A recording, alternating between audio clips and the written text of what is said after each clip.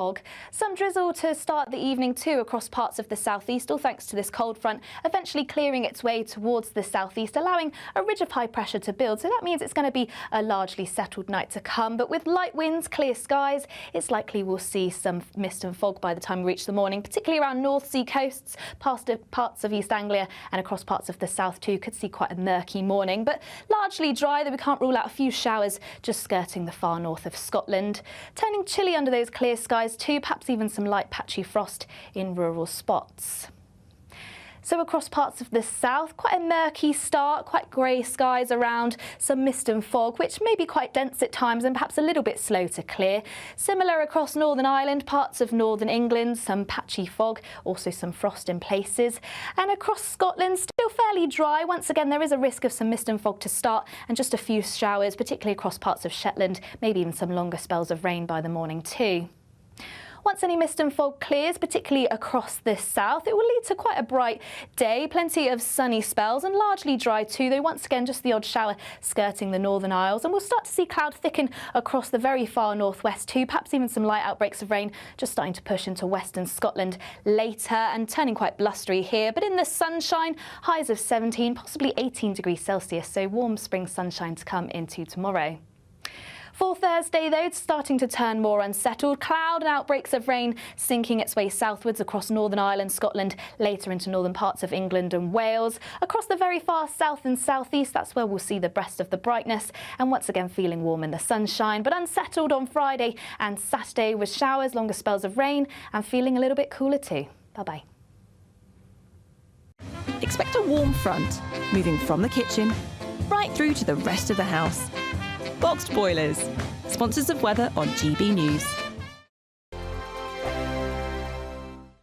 There's just 2 weeks left to see how you could be a spring winner, as we have an incredible £17,777 in tax-free cash to be won. And if that wasn't enough, we'll also give you the latest Mulberry handbag and not one, but 2 sought-after designer watches. Make sure you don't miss out, as lines close on the 4th of April. For another chance to win the lot, text cash to 63232. One entry costs £2 plus 1 standard network rate message, or text bonus to 63232. 5 entries cost £5 plus 1 standard network rate message. Go to gbnews.com/win. Entries start from just £2. Call 0903 681 3232. Calls cost £2 plus your network access charge. Or post your name and number to GB12 PO Box 8690 Derby DE1 9TT. UK only. Entrants must be 18 or over. Lines close at 6 p.m. on the 4th of April. Please check the closing time if listening or watching on demand. Good luck.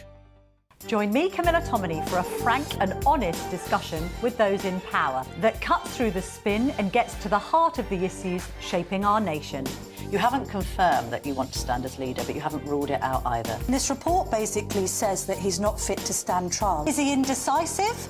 Incompetent? I deliver the dose of reality Westminster needs. That's the Camilla Tominey Show at 9:30 every Sunday on GB News, the People's Channel, Britain's news channel. Mornings don't have to be tiresome, especially if you have the right company. Wake up to news as it happens, opinion and debate, and of course, a little bit of entertainment too. Because when the kettle's on, we're on. That's Breakfast on GB News, a show worth waking up for. Every morning from 6 a.m. Only on the People's Channel, Britain's news channel. We'll spread the news, you spread the word. Hi, I'm Michelle Dewberry, and my show is your opportunity to cut through all the noise and dive in headfirst to some robust debates. Ideas clash. Situation, no, because the failure is... You're deliberately avoiding my point. Nothing's held back. And if you think this is the end of it, wait for more. And we do not shy away from the difficult stuff. Sometimes I want to shake people and say, if only you understood. So join me on Dubes & Co. weeknights at 6 p.m, only on GB News, Britain's news channel. The royal family is an enduring symbol of tradition, unity and pride for Britain. At GB News, we celebrate what makes this country great. In our new royal newsletter series, you can join me, Cameron Walker, for Inside the Palace, an exclusive look every week that takes you beyond the gates and brings you the very latest from those at the heart of the monarchy. Never miss a royal moment again. Sign up now. Go to gbnews.com/royal newsletter and get the latest straight to your inbox.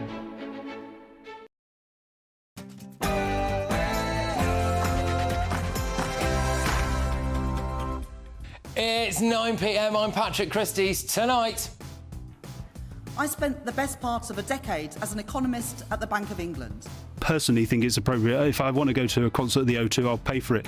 But individual MPs, individual ministers make their own decisions. I think that the important thing is that everything is declared. the knives are out for Chancellor Rachel Reeves as another minister throws her under the bus. And we need to build the homes, and we're doing everything we can to turn the tide of decline and build the houses that people desperately need. £2 billion for more social housing, but lots of security on ahead too. Hello. Where are you from? What? Where are you from? Media. Oh, are we guys? Okay. Call the reception. Call the reception. It will be migrants and asylum seekers who get those houses. Mark my words. Also, Great British Energy is your publicly owned energy company, and here's its first project, putting solar panels on the roofs of schools and hospitals in your community. Oh, Ed Miliband just loves a solar panel, but these people are systematically oppressed by their own government. The Communist Party seems determined to crush Uyghur identity and is going about it in a systematic way. the ones on our schools and hospitals will be built by slaves in China. And it's thought that as many as 8 million people in the UK have a compulsive buying disorder. yeah, and they all work for the civil service. I reveal the shocking amounts that they've racked up on taxpayer-funded credit cards. Also, Meghan, I want to ask about your look. My who? Your look. Your look, Meghan. Oh, my look.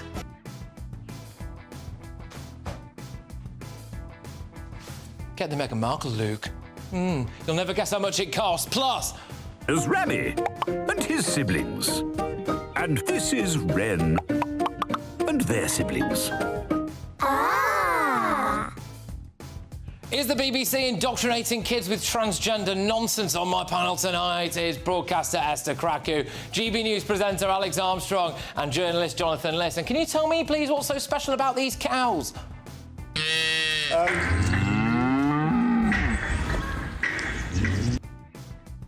I promise I will tell you tonight. Oh, and what's that in the sky, everybody? What is that mystery? Get ready, Britain, here we go.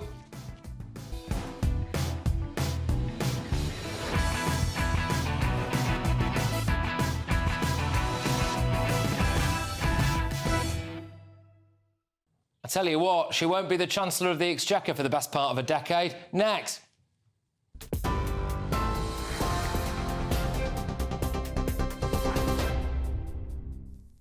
Good evening, I'm Katie Bowen. Your latest headlines from the GB newsroom at 9:03.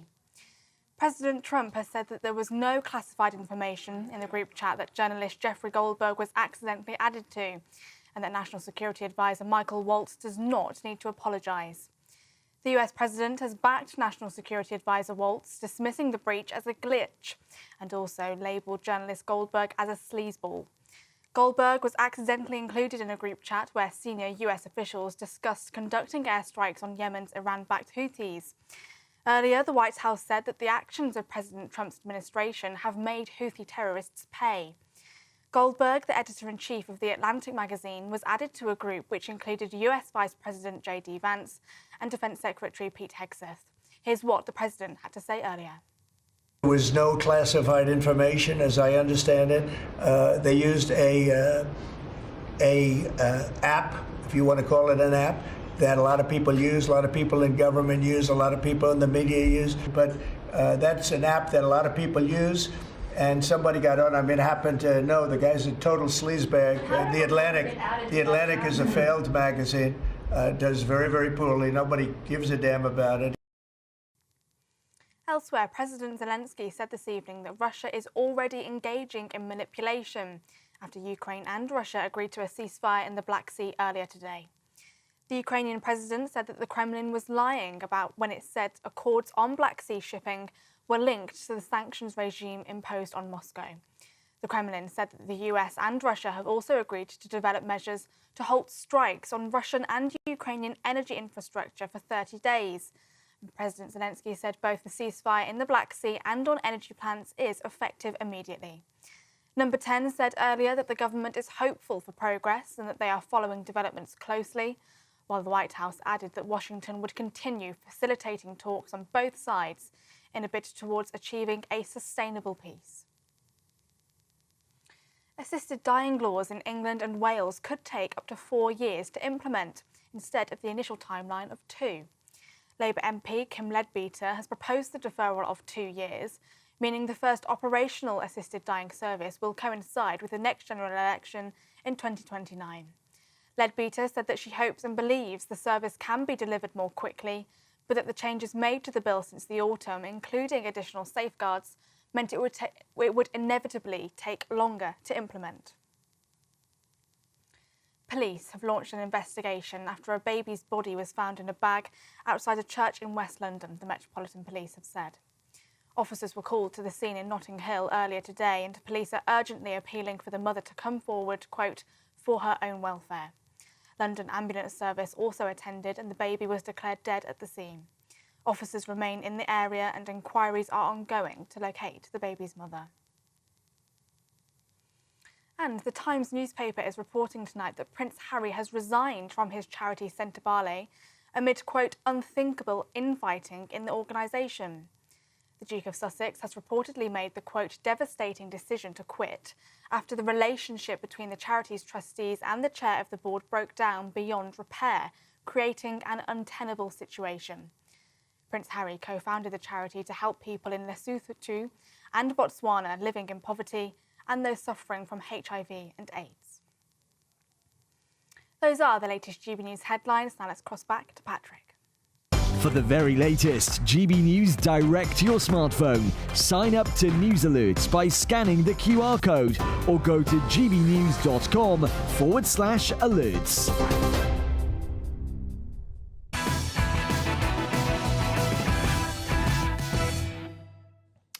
The knives are out for Chancellor Rachel Reeves.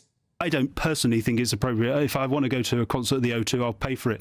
But individual MPs, individual ministers make their own decisions. I think that the important thing is that everything is declared and above board. So individual people can make their choices as to whether they think it's appropriate to take tickets on occasions. I personally haven't done, as I said, at the O2 and wouldn't do. Today, Housing Minister Matthew Pennycook became the second Cabinet Minister to throw Ms Reeves under the bus over her freebies scandal. Yesterday, it was Transport Secretary Heidi Alexander.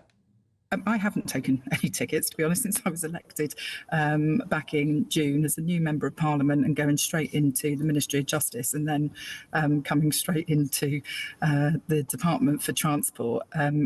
Actually, sadly, haven't been to see any concerts at all over the last 9 months, partly because I've been very, very busy. Would you take tickets? I have never, as a Member of Parliament, I have never accepted tickets to any concerts. Look, there it is. Cabinet colleagues are gunning for Rachel Reeves. On Monday, it emerged that she took £600 worth of free tickets to see a concert by singer Sabrina Carpenter, who has a song called Buy Me Things. Here is Reeves trying to defend that. I took those tickets to go with a member of my family. I thought that was the right thing to do from a security perspective. It wasn't the right thing to do. These weren't tickets that you could pay for, so there wasn't a price to those tickets. Obviously, I will declare that the value of them, but they weren't tickets that you were able to buy. What? Tickets you can't buy? What are these mythical tickets? I'll tell you what, look at this, Rachel. I've got some magic beans. Look at them. Now, you can't buy them, but they're very, very magic, OK? Absolutely ridiculous. It turns out, shock horror, you can buy those tickets. Corporate boxes were about £1,000, according to reports. Then today it emerged that she took tickets worth roughly 280 quid to go to the theatre to see, ironically, Oscar Wilde's The Importance of Being Earnest. She did that over Christmas, so she'd ripped the winter fuel payment worth about 200 quid. out of the freezing cold hands of millions of vulnerable pensioners and just took 280 quid's worth of free tickets to have a jolly at the theatre. Well, I hope it was nice and warm in that theatre, Mrs. Chancellor. And then this evening, a bombshell poll emerged. 73% of the public think Labour is doing a bad job with the economy.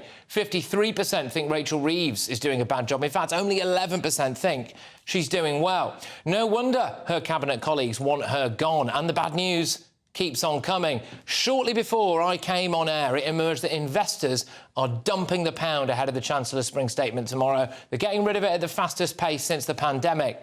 The chair of the British Retail Consortium has just said every single high street company will cut jobs as a result of Reeves's handling of the economy. More than 10,000 millionaires left Britain last year alone. I shudder to think how many have packed their bags so far this year. Who's going to pay for all of these taxes? Well, let me show you, actually. If you and your partner have a combined salary of £100,000, about £8,000 goes on the welfare bill, so you're paying for other people to live off the state. About £7,000 goes to the NHS. I bet you can't get an appointment. So with the money you're on, you probably pay to go private. Do you? So you're not even using the NHS. £3,500 goes to paying off the national debt for bad economic decisions you didn't make. £3,271 goes on education. Maybe you educate your kids privately, which will now be costing you 20% more, so you don't even use the state education system, and you pay about 1,400 quid to public order and safety. How safe do you feel? Really? And that, of course, is before you've paid all your other taxes. But look, hey, what about someone on a more modest salary? £40,000 a year. Well, you're paying roughly £2,200 for welfare, so you can pay for people who claim more in benefits than you earn by actually bothering to have a job. Madness. Tomorrow, she will make her spring statement.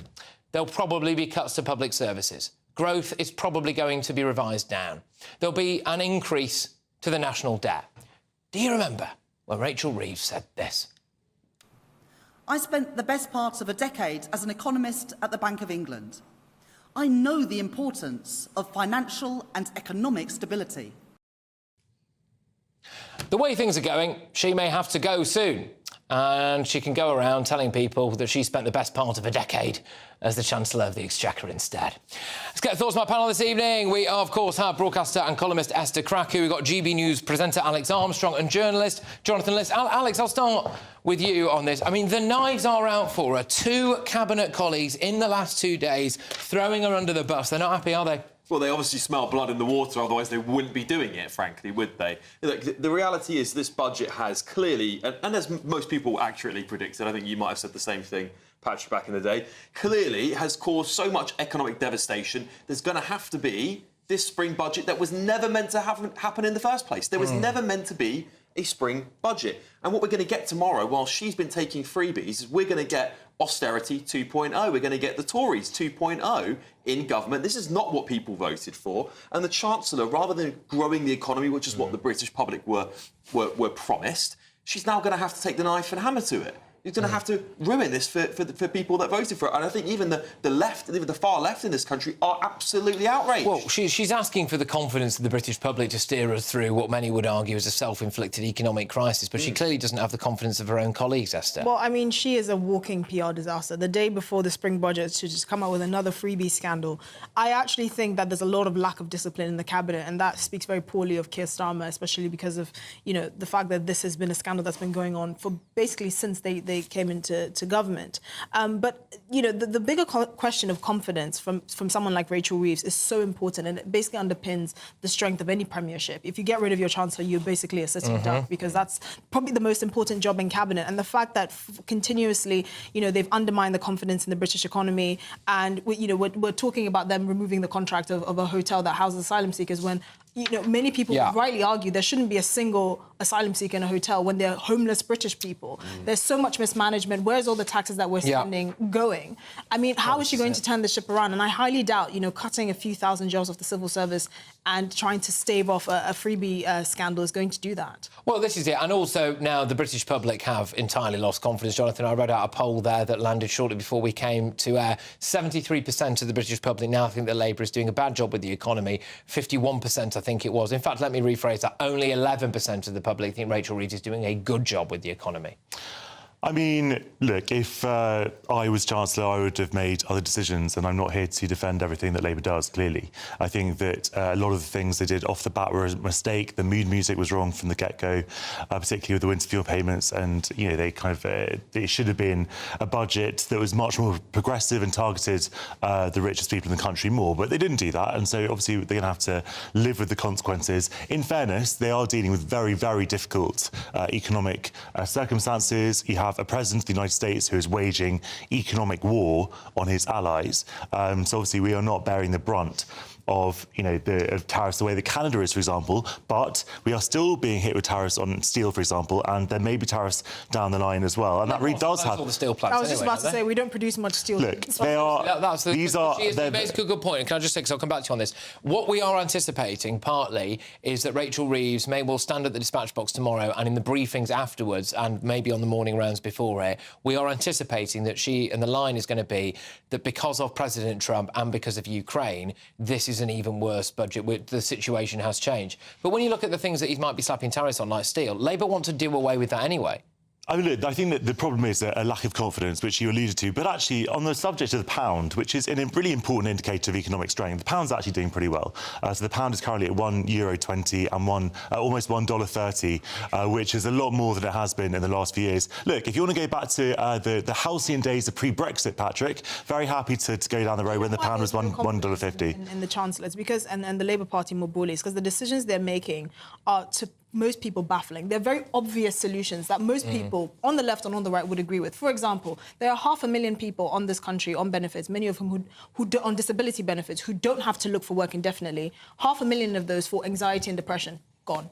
Right? I'm sorry, that's gone. And many of those people are actually under the age of 35. You cannot treat someone who has a back injury from work, a spinal injury, a permanent spinal disability, as someone who's 22 and has anxiety and depression and is not required to look for a job. That's one of those obvious ones. Asylum seekers, for example, the asylum system, which is broken and costs this country around £8 billion, right? Why don't you cut that instead of taking winter fuel payments from pensioners that amounts to about £1 billion, putting VAT on student fees, which will actually end up costing the state more if the balance tips and just enough students enter the public sector, education sector, which would make this a moot point anyway. These are obvious things for most people that the government is not doing. Where's the confidence? I think you're right. Just to add to that, I think Labour has realised for the second time socialism doesn't work. You cannot tax your way. Well, it would be nice to try, wouldn't it? But they have. They just tried that whole budget. You know, that was not strips the country of its socialist budget, Alex. 775 businesses a day. 775 businesses a day. That is the unfortunate reality that we're losing growth in this country. We've lost confidence. Millionaires are fleeing because of the ridiculous taxes. Esther is absolutely right. We hit the poorest the hardest rather than trying to find a balance. But Esther's arguing for some of the most vulnerable people in society potentially to lose their benefits. You know, the most vulnerable people in society cannot even get benefits. They can't even get them because the system is so bloated that everyone thinks they're entitled to it. Those are not the most vulnerable people. They're disabled. Hold on. They're physically disabled people in this country that are saying that because the administration of the welfare system has become so bloated, there are people claiming that shouldn't be claiming. They are at the back of the queue. What is the excuse for that? You talk to people who have serious mental health difficulties. The solution isn't to hand them money. Who try to access. I'm sorry, no. They are not the same as people who have physical disabilities. I mean, even disabilities is one thing, but we actually need to change the tax regime in this country. Really lower it. Liz Truss had the right ideas. It might have been executed absolutely horrendously, but it's the right idea. Just final point to you, Jonathan. I would like us to let him answer on this one, which is, do you think that basically Rachel Reeves lied on her CV, lied to Keir Starmer, he bought that lie, and now he can't get rid of her, even though he realises No, I don't think that, Patrick. So she was actually an economist at the Bank of England for almost a decade. I think of all the things to attack Reeves for... No, was she? This is the weakest line of attack. I'm very happy to have a debate with you about Reeves, her economic record. The CV thing is just a non-story, I'm sorry. But I think it's really important. I do think it's a much more important discussion about how we are balancing the books in this country and the budget, and to balance it on the backs... To do it on the backs of the poorest people in the world, world and in this country is not the way to raise defence Well, here we spending. go. I mean, I think it's very telling now that 2 ministers in the last 2 days have thrown her under the bus completely. And by the way, I think rightly so. I mean, And we still didn't get fair an enough. answer on her CV, by the way. Well, yeah. Apparently that's important. But this is it, right? And so what we're going to see tomorrow is, by all accounts, quite an unpopular statement. She's been attacked by the right and the left. I mean, how long is it before... Now, a lot of these MPs and these cabinet ministers will recognise that they can't go after Keir Starmer directly because he'll take the whip off them. But Rachel Reeves is apparently fair game to them, and I think we're going to see a lot more of that. But watch this space, and watch this space all day tomorrow when it comes to that spring statement right here on GB News. We're out and about around the country talking to real people about how these decisions made in Westminster actually affect you out there, normal people. Anyway, now, talking of things we can just give away. Yes, there we go. Want to make your spring spectacular? It's our latest Great British giveaway. Your chance to win £17,777 in tax-free cash. Here's how. Spring has sprung with a Great British giveaway, and we're giving you the chance to splash out this season with an incredible £17,777 in tax-free cash. Jet off on your dream holiday, treat yourself to something special, or just save it for a rainy day. You'll also receive 2 brand new designer watches and a Mulberry handbag, so you can really look the part this spring. For another chance to win the lot, text cash to 63232. One entry costs £2 plus 1 standard network rate message, or text bonus to 63232. 5 entries cost £5 plus 1 standard network rate message. Go to gbnews.com/win. Entries start from just £2. Call 0903 681 3232. Calls cost £2 plus your network access charge, or post your name and number to GB12 PO Box 8690 Derby DE1 9TT. UK only. Entrants must be 18 or over. Lines close at 6 p.m. on the 4th of April. Please check the closing time if listening or watching on demand. Good luck. Coming up, civil servants have been slapped with gadget limits. They splashed £4,000 in the wonderful best shop in Britain known as Marks & Spencer's. £11,000 on John Lewis vouchers, £6,000 on Fortnum & Mason's catering. Are civil servants taking taxpayers for a ride? But first, I'm really excited to get your views on this. 1 million young Brits are out of work, out of education. They're on the dole. So, should we force them to do national service or cut their benefits? Stay tuned.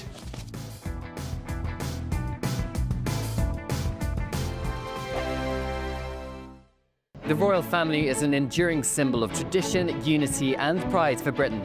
At GB News, we celebrate what makes this country great. In our new royal newsletter series, you can join me, Cameron Walker, for Inside the Palace, an exclusive look every week that takes you beyond the gates and brings you the very latest from those at the heart of the monarchy. Never miss a royal moment again. Sign up now. Go to gbnews.com/royal newsletter and get the latest straight to your inbox.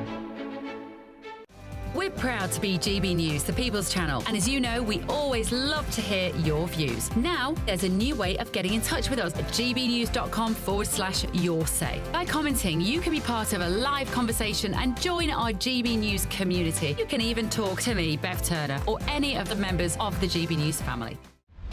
Britain's Newsroom. Weekday mornings from 9:30. Is artificial intelligence smarter than you? Smarter than me. And me? I can't even log onto the computer. Ministers have been told that could be the truth as soon as next year. There's experts are saying artificial intelligence will overtake human intelligence and that more jobs could be at risk than we think if we don't prepare. So let's speak now to the CEO of Automated Analytics, Mark Taylor. Good morning, Mark. First of all, will you just explain to us, Mark, when we're talking about AI, what do we actually mean? So I think what we've got to understand is it's actually artificial intelligence, not artificial consciousness.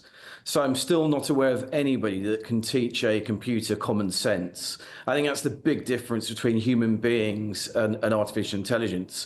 This whole thing about AGI, which AGI stands for Artificial General Intelligence, the idea of their AI computer being able to process cognitive abilities similar to a human, so they can allow it to kind of calculate and learn intellectual tasks just like a person. So we've implemented AI across 5,000 companies, both in the UK and US. There's not a single reported job loss. I'm struggling to believe that, Mark.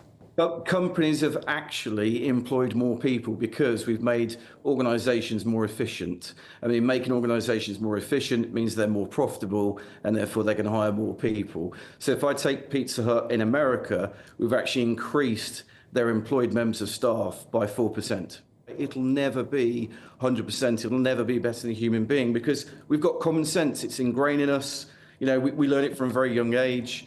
And so therefore, it won't ever replace, it'll just make us better. GB News, the People's Channel. This spring, the Chancellor steps up to the dispatch box to make a statement. But what kind of statement will it be? Taxes, spending, growth, benefits, cost of living. What's changing? And more importantly, how does it affect you? Does she have the headroom to make headway? Will it ease the squeeze or tighten the grip? Will businesses boom or struggle to survive? And does the spring statement have real impact, or is it just political posturing? GB News brings you the analysis that matters. Just what it means for your money, your home, your future. The Spring Statement 2025, tomorrow on GB News.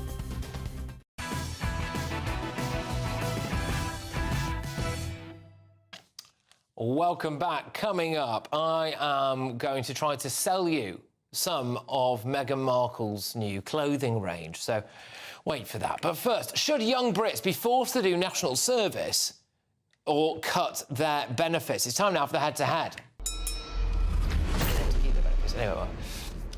OK, so there are calls tonight for the government to force unemployed youngsters to do national service or lose their benefits. Speaking to Times Radio, the former chairman of Tesco, John Allen, said that young Brits need a bit of coercion to get back into the workplace.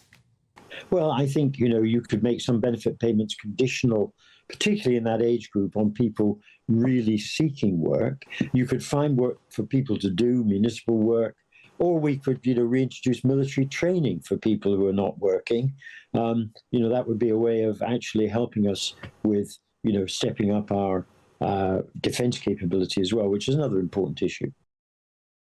Well, it's not the worst idea in the world, is it? The number of 16 to 24-year-olds who are not in education or employment has surged by nearly a quarter since the pandemic began and now totals nearly 1 million, the highest level since records began. Meanwhile, a record 730,000 under-18s are claiming some form of disability benefit, fuelled, can you guess what by? Oh, yes, the rise of autism and ADHD. So tonight I'm asking, should young Brits be forced to do national service or have their benefits taken off them? Let me know your thoughts now. Of course, go to gbnews.com/your say. But let's have it out head-to-head. It's businessman Mike Green and political commentator Eve McQuillan. Thank you very much. Great to have you both on the show. Mike, well, if they don't want to work and they're happy to coin it in from the taxpayer, should they not do a little bit of national service? I absolutely think so. I don't think it's that they all don't want to work. They don't know how to work. They've not been shown how to work, and they're not very employable sometimes because often these are people who have left education early and they've just got into this groove of not doing anything. And people think of national service as going to war. Sometimes that happens, but actually in there they can learn catering, they can learn engineering, logistics. They can learn so many skills that will give them an amazing start off in their early adult career. I think it's a great idea, and why shouldn't they contribute? Well, there we go. Eve, let's just find out who's on the take. This is a very, very good way, isn't it? All of a sudden, that ADHD that stopped me working at Tesco's, well, actually, it's gone away a little bit because I don't want to trudge through mud on the Brecon Beacons.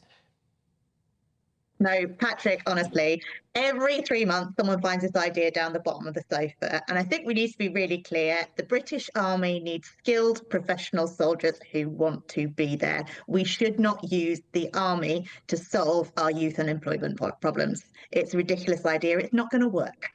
Well, I'll stick with you, Eve. Nothing else is working, is there? We've had a lot of carrot and not a lot of stick, and maybe being shouted at by a sergeant major is probably something that might get a few people. I mean, the fact is they wouldn't have to do it, would they, Eve, if they just got a job? We need to look at what works in other countries. What works in the Netherlands, there they have youth employment guarantee schemes where they find jobs for young people and they give young people the mentorship, the training, that being work ready that Mike is quite rightly talking about, the ability to be there on time, dressed the right way, ready to work. That piece of training is missing from our education system, and our benefit system at the moment, there's not a lot of effort there to actually get people into work, and that's what's missing. I just wonder if we've just got no shame, Mike. I mean, there's no stigma to being on benefits anymore. I mean, do we need lessons in how to dress yourself and turn up to work on time? The game's gone. Well, look, I mean, I'm always a bit blunt. People may or may not like that. But the problem is often these children have not been parented properly. They have not been taught well in schools. And I'm not saying that the teachers don't want to teach them, but the teachers are so restricted in what they can teach them and how they teach them. I agree with you, Ruth, that soldiers should be trained and skilled. But how does someone become trained and skilled? You've got to start somewhere. And what better than the discipline, structure and training opportunities that exist in our military? We have one of the best militaries in the world. And the people who I have worked with and know that have come out of military are so well adjusted. They contribute fantastically. They have an amazing work ethic and they have a strength of character that they got from being in that military environment. Well, there are different ways to serve your country, Eve, and I think if you are going to be willing to take all of the benefits that Britain has to offer, a free education system, a free healthcare system, which, by the way, not actually free because people who pay a lot of tax pay for everyone else to use it, also things like, you know, transport guarantee, all of this stuff, OK? You want to live in a country like Great Britain. You can either, if you are young and you're on the sick, go and do a bit of national service, which doesn't have to be actual fighting, or you can contribute to your country by getting a job and paying tax. Getting a job. Let's get people jobs.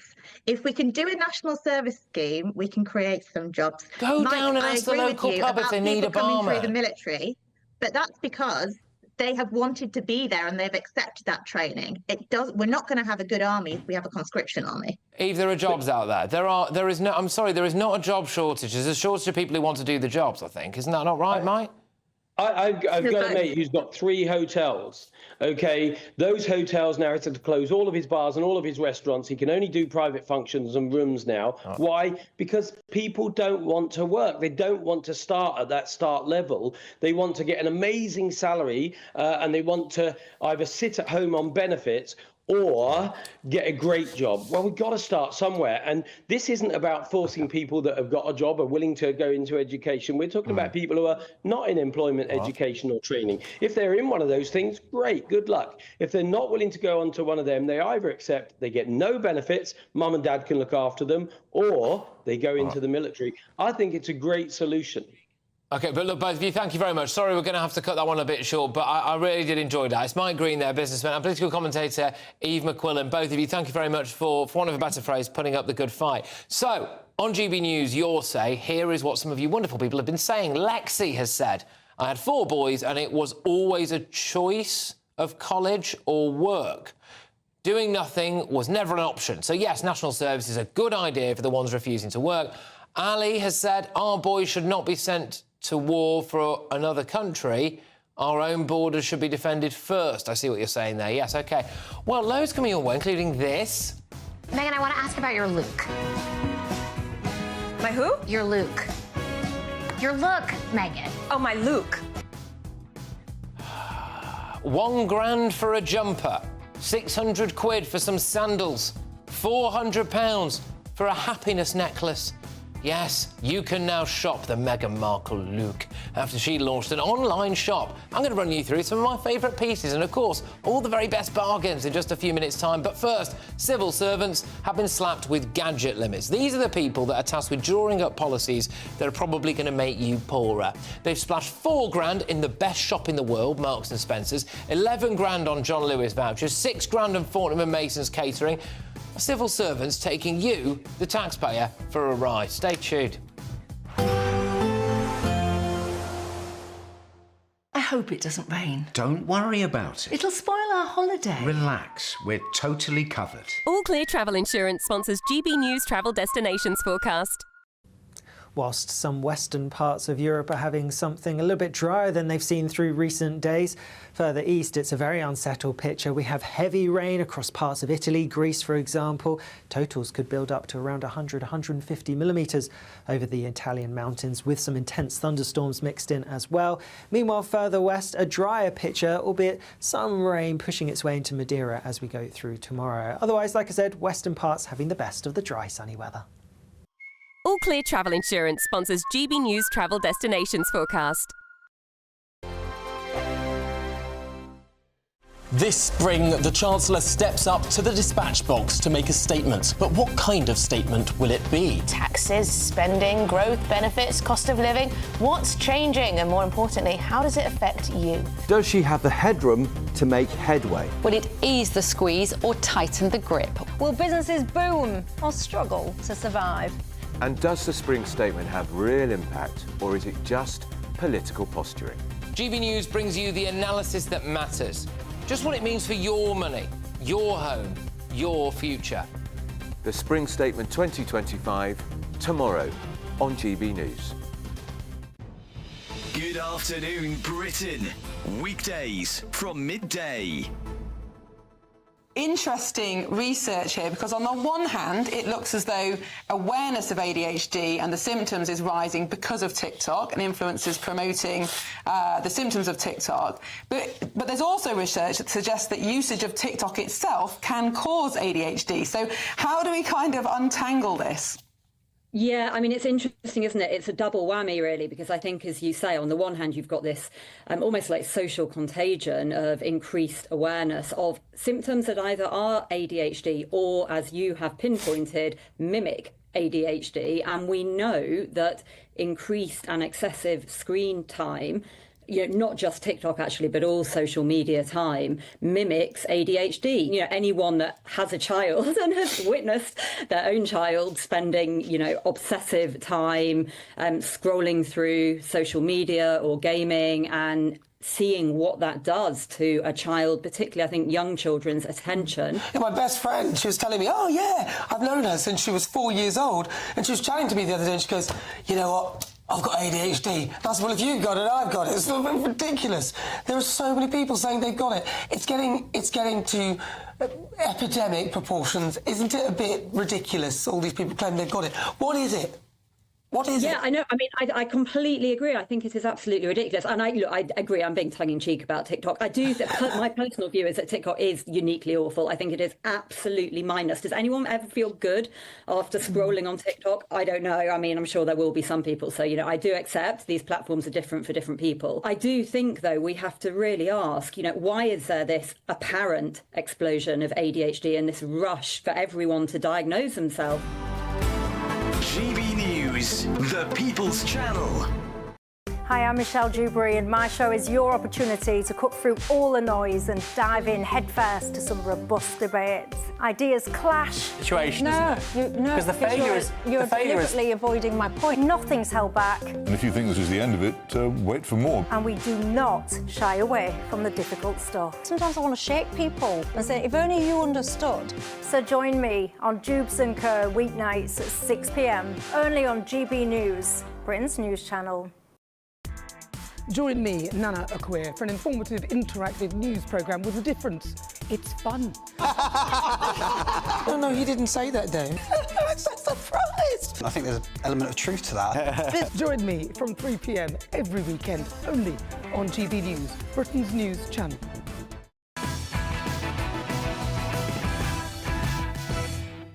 Welcome back. Very shortly, it's time for you to shop the Meghan Markle look. But first, tomorrow's spring statement is expected to bring welfare cuts that mean more than 1 million disabled people will lose their benefits.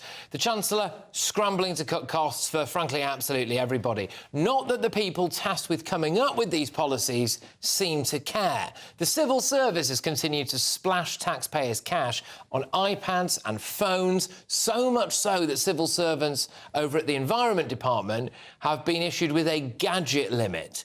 Taxpayers' cash bought 27,000 iPhones and 6,000 iPads, double the 3,000 that were being used by the department in 2019. But oh wait, it gets worse.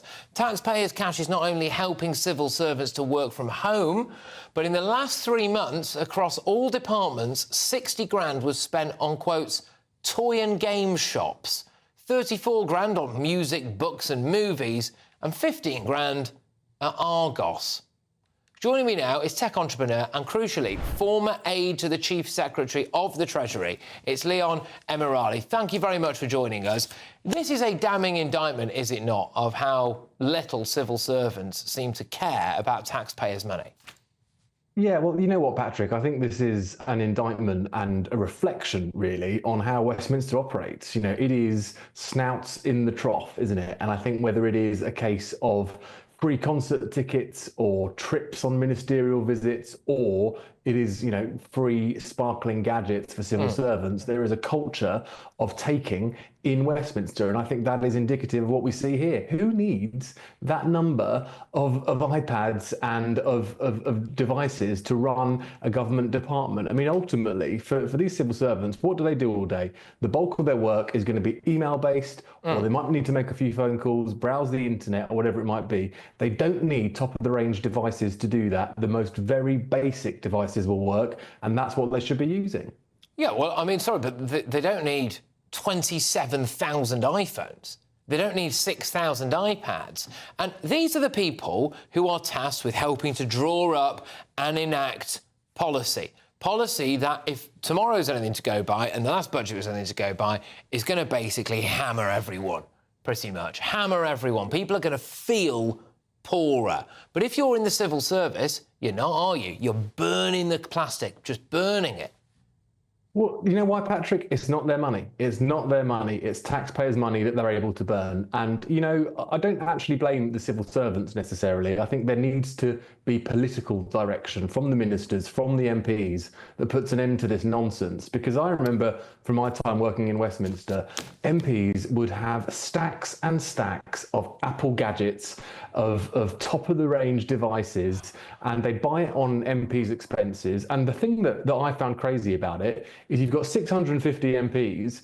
If they all want to buy an iPhone or an iPad, they buy it at market rate. And you think, surely you've got economies of scale here that you can use to be able to get a better deal on those devices. But they just don't think of it. They just don't have that sort of business common sense, as it were, in Westminster. And that's something that needs to change. I think, actually, it's a bit ironic that it's Labour who are coming up with these policies to save money when it was under the Conservatives. And I worked for an MP, for a minister, as I say, Chief Secretary to the Treasury. I think it was on the Conservatives who should have been doing that when they were in government. Well, and it's quite ironic that it's Labour who are taking these steps. It's true, and fair play to them for taking it. However, I wonder how they look a civil servant in the eye and say, you've got to rein back, when we're seeing the Chancellor taking freebies left, right and centre. We're seeing Keir Starmer wearing one of Lord Ali's suits. We're seeing all sorts of stuff going on. Angela Rayner requesting a private safari in Ethiopia while she was off on a taxpayer-funded trip. How on earth can they look civil servants in the eye and say, do you mind not getting another life-size cardboard cutout of Harry Styles on the taxpayer's expense? But, Leon, thank you very much. It's great to have you on the show. Leon Emirali there. I hope to talk to you again soon. Former aide to the Chief Secretary to the Treasury. Well, the Parliamentary Under-Secretary of State for Nature, for some reason, Mary Creed, said, although it's important that civil servants have the appropriate tools, the Conservatives irresponsibly handed out tens of thousands of iPads and iPhones without limit or even knowledge, using taxpayers' money. This is money that should be going to fixing our broken NHS, restoring nature, OK, and putting police on our streets. Restoring nature. Anyway, whatever. Coming up, it's been pandemonium in the Channel today. Small boat crossings are up 37% on this time last year. Meanwhile, the government has announced £2 billion to build brand new social housing. Well, I'm telling you, right now, they're going to bring in foreigners to build those houses for foreign people to live in. That's at 10 p.m. But first... Meghan, I want to ask about your look. My who? Your look. Your look, Meghan. Oh, my look. When I come back, I am going to try to sell you some of Meghan Markle's look. So stay tuned for that. Oh, and there's still time for you to get your backside in the studio on Friday night. Exciting news. Every Friday, my Patrick Christys Tonight Show is going to have a twist to it. We're welcoming some special guests. You. That's right, on Fridays I'm going to be doing my show in front of a live studio audience because this show is about you and what you have to say. It's going to be the same big debates, same big topics, same big opinions, but every Friday night at 9 p.m. you are invited to come on down to Patrick Christys Tonight to be a part of the action. Only on GB News, the People's Channel, Britain's news channel. Hello there, good evening. Welcome to your GB News weather update from the Met Office. Turning chilly under clear skies tonight, it's likely we'll see a fair amount of mist and fog. Some drizzle to start the evening too across parts of the southeast, all thanks to this cold front eventually clearing its way towards the southeast, allowing a ridge of high pressure to build. So that means it's going to be a largely settled night to come. But with light winds, clear skies, it's likely we'll see some mist and fog by the time we reach the morning, particularly around North Sea coasts, past parts of East Anglia and across parts of the south too. Could see quite a murky morning, but largely dry, though we can't rule out a few showers just skirting the far north of Scotland. Turning chilly under those clear skies too, perhaps even some light patchy frost in rural spots. So across parts of the south, quite a murky start, quite grey skies around, some mist and fog, which may be quite dense at times and perhaps a little bit slow to clear. Similar across Northern Ireland, parts of northern England, some patchy fog, also some frost in places. And across Scotland, still fairly dry. Once again, there is a risk of some mist and fog to start and just a few showers, particularly across parts of Shetland, maybe even some longer spells of rain by the morning too. Once any mist and fog clears, particularly across the south, it will lead to quite a bright day, plenty of sunny spells and largely dry too, though once again just the odd shower skirting the Northern Isles, and we'll start to see cloud thicken across the very far northwest too, perhaps even some light outbreaks of rain just starting to push into western Scotland later and turning quite blustery here. But in the sunshine, highs of 17, possibly 18 degrees Celsius, so warm spring sunshine to come into tomorrow. For Thursday, though, it's starting to turn more unsettled. Cloud and outbreaks of rain sinking its way southwards across Northern Ireland, Scotland, later into northern parts of England and Wales. Across the very far south and southeast, that's where we'll see the breast of the brightness. And once again, feeling warm in the sunshine, but unsettled on Friday and Saturday with showers, longer spells of rain, and feeling a little bit cooler too. Bye-bye. The royal family is an enduring symbol of tradition, unity and pride for Britain. At GB News, we celebrate what makes this country great. In our new royal newsletter series, you can join me, Cameron Walker, for Inside the Palace, an exclusive look every week that takes you beyond the gates and brings you the very latest from those at the heart of the monarchy. Never miss a royal moment again. Sign up now. Go to gbnews.com/royal newsletter and get the latest straight to your inbox. Good Afternoon Britain isn't just about us. The wonderful thing about this programme is it's about everyone watching. It's an interactive programme. Well, there absolutely is something to see here, and we're going to be talking about it more. Whether it's breaking royal news, please bring us up to date, or indeed a particularly punchy speech in the House of Commons. Very, very curious. We bring it to you live, and then we bring you live reaction as well. That's Good Afternoon Britain, weekdays from midday. Only on GB News, the People's Channel, Britain's news channel.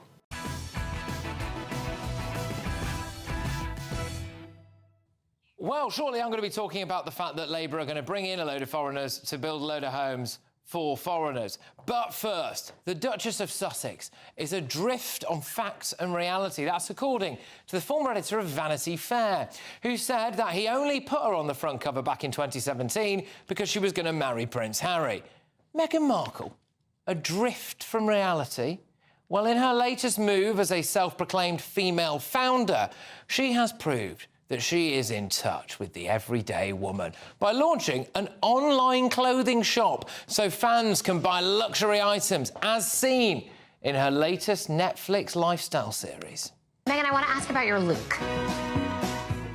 My who? Your look. Your look, Meghan. Oh, my look.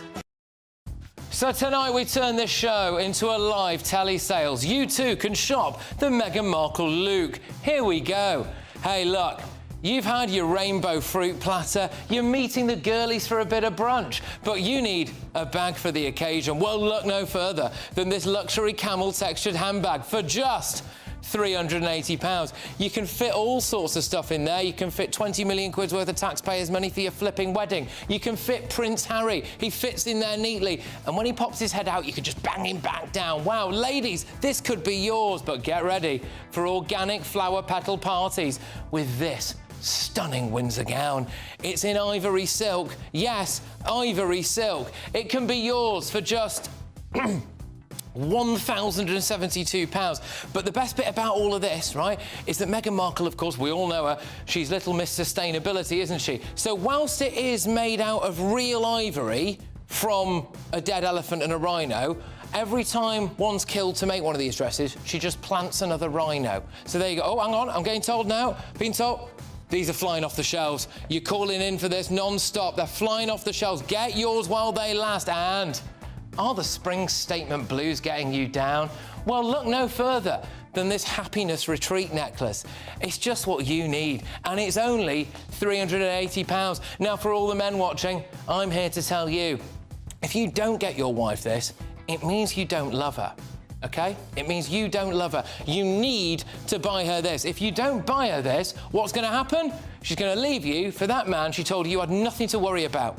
OK? And I'm telling you that right now. And they do it in electric, OK? Just in case you want to put one on Prince Harry and you can zap him when he looks like he's getting out of control. Joining me now is fashion journalist Amber Graafland. Amber, thank you very much. Now, I would welcome your expertise here, really. Do you think that this Meghan Markle lifestyle range is really going to fly off the shelves? Do people want her very expensive look? OK, so I'm going to caveat my answer with the fact that I do think Meghan has really, really good style. I don't think anybody is debating that. She always looks incredible. She wears amazing clothes. She knows how to put herself together. Will that translate into sales? Well, I think you've just hit the nail on the head. And by the way, I think you have an amazing future in TV sales beckoning for you. It's frankly probably my only future, actually, Amber. I think it's probably my only future. But carry on. Amazing. I'm there for it. Yeah, I mean, the question is, they're very, very expensive clothes, aren't they? I mean, I had a little trawl through as well, you know, just in case I wanted to buy something. I think the cheapest thing I could find was a pair of £120 J. Crew white linen trousers. It's not just the fact that this stuff is really expensive, but who is dressing head to toe in white every day? The clothes that she's chosen as well are just not the clothes that mere mortals wear. I mean, look, there she is in the kitchen, she's cooking up a storm. Who's wearing all white? Who's doing that? Well, who's this for? You see, this is again the thing, and I thought this about the actual show itself. Who is this actually aimed at? It's not mums in a rush, is it? It's not some poor single mum in Basingstoke who's got 2 screaming kids, and you know, all of us. You know, look at the stuff that she's churning out there. And by the way, what is not her home, and with no children in sight. I mean, who is this clothing range for? I have absolutely no idea. It's not me. It's not anyone I know. It's fascinating that I mean, if you're going to launch any brand, the first thing you do is ask, who's my customer? Who's my audience? They clearly haven't got a clue. Nobody needs to know how to make their own tea bags. Nobody. No, and also, stop sprinkling flowers on stuff. Stop it. No one does that. That's weird. I mean, did you go out in the garden and get them? How do you know that they're not toxic? I mean, I thought that was just bad advice, personally. But, you know, this is... I'll be honest with you, it looks to me as though Meghan Markle is now essentially a brand ambassador. And people like Molly May Fury, or whatever her surname is these days, do this kind of stuff. And I'm here for it. But Molly May Fury didn't have a £20 million taxpayer-funded wedding to a prince, did she? No, and listen, you go back to 2008. The best example I could think to try and compare her with was Gwyneth Paltrow. When Gwyneth first launched Goop, we all thought she'd gone absolutely bonkers, and nobody thought that would work. And lo and behold, it did. And she's now running $1 billion company, and she is the ambassador for that brand. But she clearly did her research, and she was offering something different, and she knew who her customer was. And we're laughing about it now because it is so laughable. Who is this woman? Who is Meghan appealing to? Because I don't know her. Well, and if you're out there, I'd quite like you to message me because I've got a pair of linen trousers that you could have. Well, yeah, I've got a bridge to sell you as well, to be fair. But, I mean, does anyone actually want to wear Meghan Markle? I'm talking about the clothing here, obviously, because it's, you know, like Chanel or whatever. Great, you can see it. But, I mean, do people want to go down probably around the Clapham area and say, you know, with your cockapoo in your bag, right, and you go walk around, I'm wearing Meghan Markle today? Does anyone want to say that? No, and this is the problem. We can appreciate her style, and I appreciate her style. I'm very happy to say that. I've been writing about fashion for 20 years. I think she looks incredible, but I know I can't dress like her. And even if I had that lifestyle, I wouldn't be dressing like her. And nobody is. So there's a huge disconnect between what she perceives as adoration and people appreciating her and whether or not it's actually marketable. And I would argue this isn't marketable. Some bits may sell, yeah, of course they will, because there's somebody out there who's always going to want to know what celebrities are wearing. Is she going to be a billionaire this time next year on the back of this? No. Well, interesting stuff. I mean, we watch this space, don't we? Of course, Gwyneth Paltrow did some really quite, what's the best way to phrase this? Fruity things. Involving scented candles and a certain part of her body. I, for one, do not see Meghan Markle doing that, and I would not encourage her to do so either. But look, in your book, then, just very quickly, do you see this as potentially being the latest in what many would regard as a long line of flops for Meghan? Yes. It was brief, but it did a job. Amber, thank you. Thank you very much. I'll see you soon, hopefully. Amber Graafland there, a fashion journalist. I think if we had to give that a review, it would probably be a one clothes peg or whatever you do in the fashion world. Anyway, coming up at 10 p.m, it's been pandemonium in the Channel today. Small boat crossings, they're up by 37% on this time last year. Meanwhile, the government announced £2 billion to build more social housing. Well, that sounds good, doesn't it? They're championing this ahead of the spring statement tomorrow. They're saying, look at this is great. We've got £2 billion to build more social housing. OK, fine. Until, of course, you realise that in order to build that social housing, they're going to import a load of foreign construction workers who are going to have to live somewhere. And who are they building that social housing for? Well, the stats show that it will be overwhelmingly for illegal migrants, asylum seekers, or newly arrived foreign nationals. And that, I don't think, is what we all signed up for. Anyway, I'm going to be talking to you about all of that and much, much more, as well as the fact that Ed Miliband, the question is this: is he OK with slavery? Stay tuned to find out why.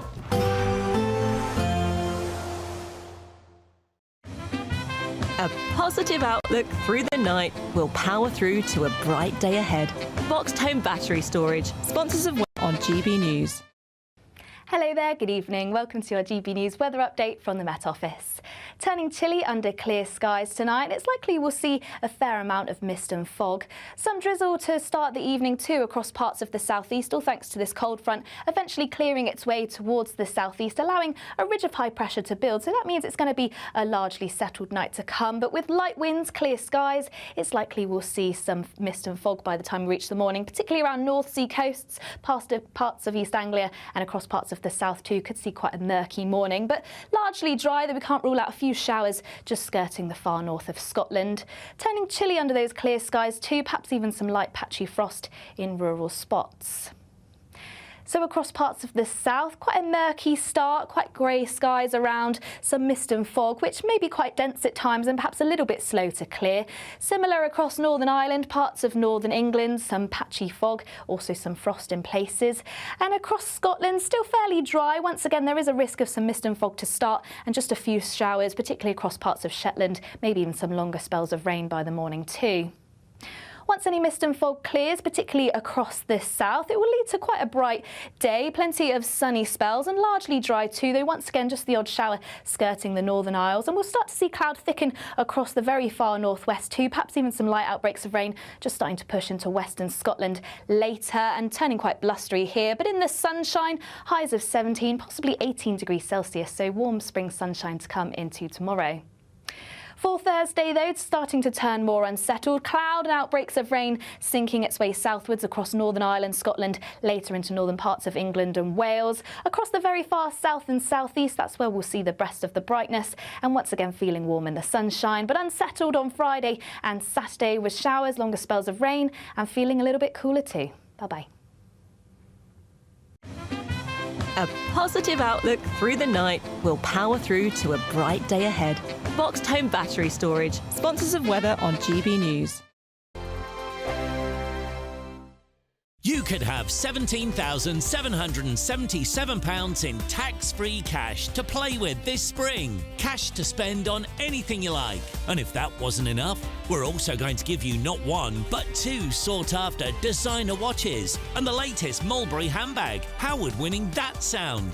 For another chance to win the lot, text cash to 63232. One entry costs £2 plus one standard network rate message. Or text bonus to 63232. 5 entries cost £5 plus one standard network rate message. Go to gbnews.com/win. Entries start from just £2. Call 0903 681 3232. Calls cost £2 plus your network access charge. Or post your name and number to GB12 PO Box 8690 Derby DE1 9TT. UK only. Entrance must be 18 or over. Lines close at 6 p.m. on the 4th of April. Please check the closing time if listening or watching on demand. Good luck.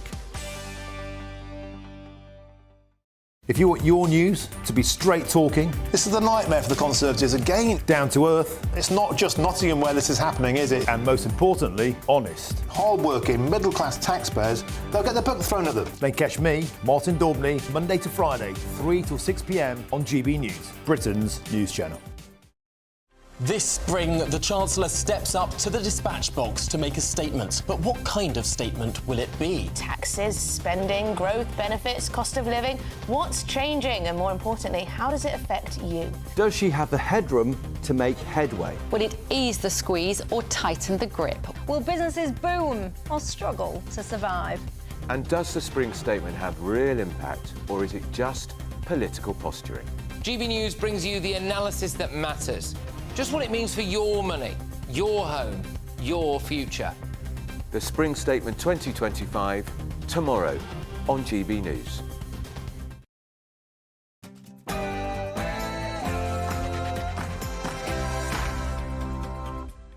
It's 10 p.m. I'm Patrick Christys. Tonight, I spent the best part of a decade as an economist at the Bank of England. Personally think it's appropriate. If I want to go to a concert at the O2, I'll pay for it. But individual MPs, individual ministers make their own decisions. I think that the important thing is that everything is declared. the knives are out for Chancellor Rachel Reeves as another minister throws her under the bus. And we need to build the homes, and we're doing everything we can to turn the tide of decline and build the houses that people desperately need. £2 billion for more social housing, but lots of security on here too. Hello. Where are you from? What? Where are you from? Media. Oh, you guys? Okay. Call the reception. Call the reception. It will be migrants and asylum seekers who get those houses. Mark my words. Also, Great British Energy is your publicly owned energy company, and here's its first project, putting solar panels on the roofs of schools and hospitals in your community. Ed Miliband just loves a solar panel, but these people are systematically oppressed by their own government. The Communist Party seems determined to crush Uyghur identity and is going about it in a systematic way.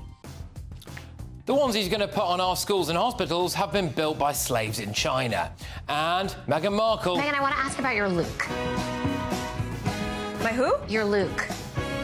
Your look, Meghan. Oh, my look.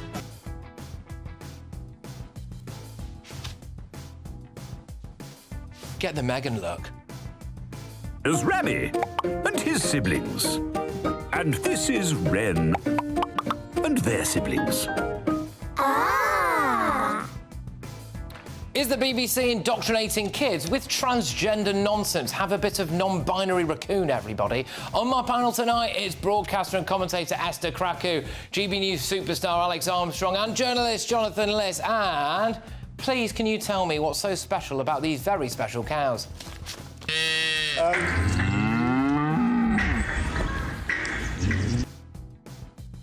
And are we being invaded by aliens? Anyone? Anyone for aliens? Well, we might be. Get ready, Britain. Here we go.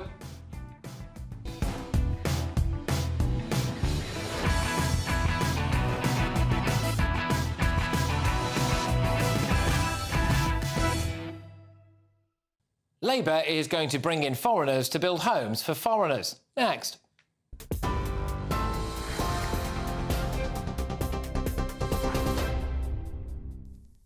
Good evening, I'm Katie Bowen. These are your latest headlines from the GB newsroom at 10:02. Chancellor Rachel Reeves has announced a £2.2 billion funding boost next year ahead of her spring statement tomorrow, vowing to bring about security and national renewal for the country. The Chancellor has vowed to bring about that renewal and has warned that, quote, we have to move quickly in a changing world. The funding boost will be a step towards spending 2.5% of GDP on defence next year. Rachel Reeves spoke of the move during a visit to an RAF base.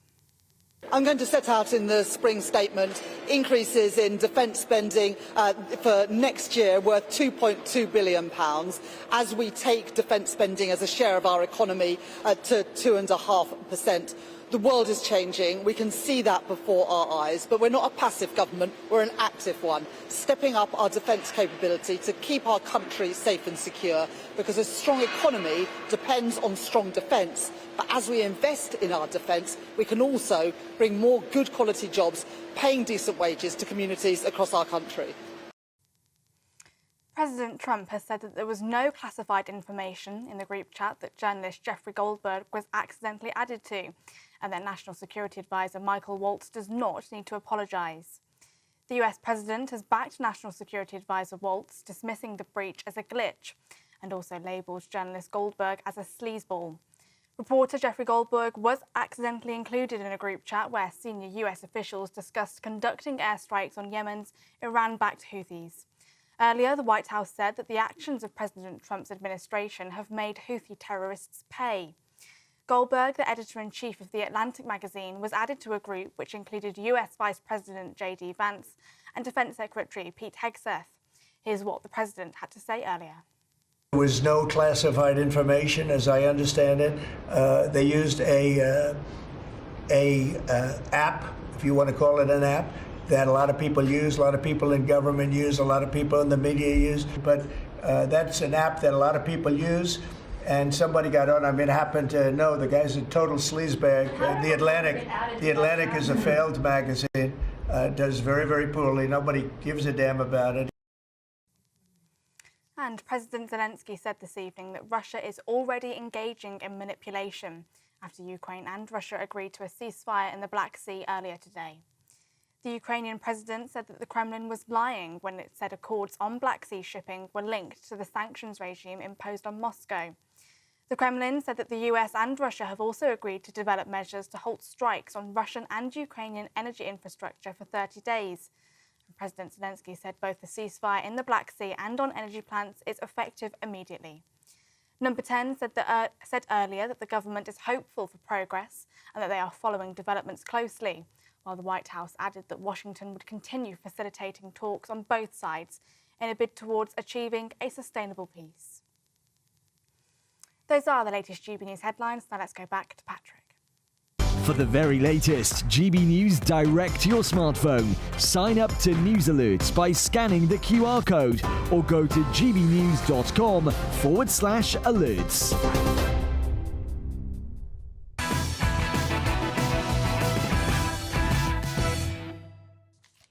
Is Labour going to bring over foreign builders to build homes for foreign people to live in? Today, Deputy Prime Minister Angela Rayner proudly boasted that Labour's going to spend £2 billion building new social housing.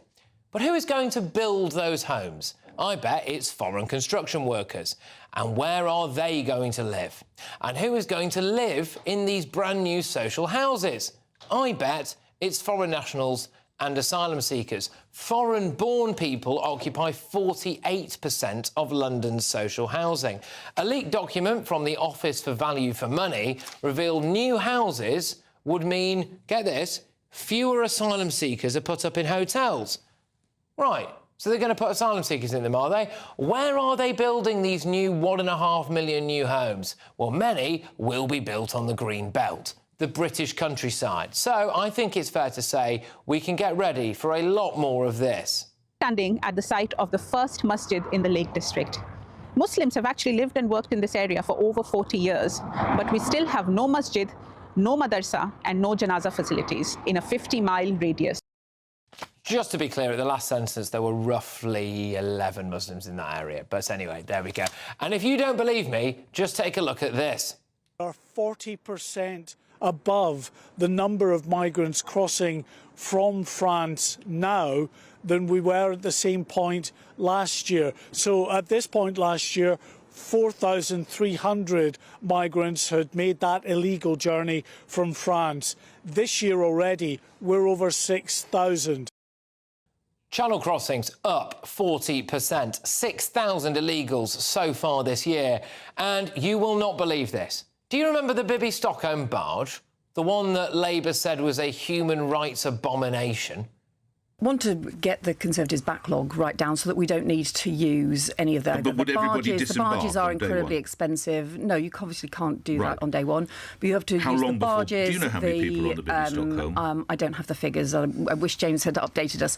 I think we need to end these extortionate barges, bases, and when would they also end? hotels. We want to do that as fast as possible. Look, they'd said stuff like the Bibby Stockholm was inhumane. You couldn't have people possibly living on there. It would be against their human rights. Well, now Labour have said they're going to keep using migrant hotels for the foreseeable future, and they've given the contract to managing some of those hotels to the company that was running the Bibby Stockholm barge. Absolutely unbelievable, isn't it? And a Labour MP finally broke ranks today and said that all foreign criminals should be deported. But unfortunately for the Labour MP, Mr Bash, Labour scrapped the Tory policy of saying that anyone who arrived illegally was basically a criminal and could never claim asylum. So now, under Labour, they're just poor refugees and they can claim. Appeals, they're up 500%. Why? Because we now have an Attorney-General who promised that we will never deviate from the ECHR. Now, I'm proud to say that since taking office, this new United Kingdom government has taken steps to uphold our obligations and the international rules-based system. The new United Kingdom government will never withdraw from the European Convention on Human Rights or refuse to comply with judgments of the court. Today, the Labour Party, in light of all the information that I've just given you, in light of how urgently people feel the utter crisis of illegal and legal immigration is, despite how annoyed, angry, upset, worried and concerned the British public is that their town or their village is about to be turned into some kind of third world dumping ground, today the Labour Party briefed out this line on illegal immigration. The best deterrence is preventing people from making the life-threatening journey in the first place. What a load of guff. What a pointless, meaningless word salad. This has been going on for years. They have absolutely no solution, do they? Tomorrow, Rachel Reeves is probably going to stand up in the Commons and announce £2 billion for social housing. And the Labour MPs behind her are going to cheer, yay, yay, £2 billion for social housing, yay. What they're cheering for is £2 billion for new houses built by foreigners for foreigners. Let's get the thoughts of my panel. We've got GB News presenter Alex Armstrong, columnist and broadcaster Esther Krakow, and journalist Jonathan Liss. Alex, I'll start with you on this. So, homes by foreigners for foreigners in Labour's Britain, essentially. Yeah, well, is anyone surprised? You know, I don't think anyone is, really. I think we all knew this was coming.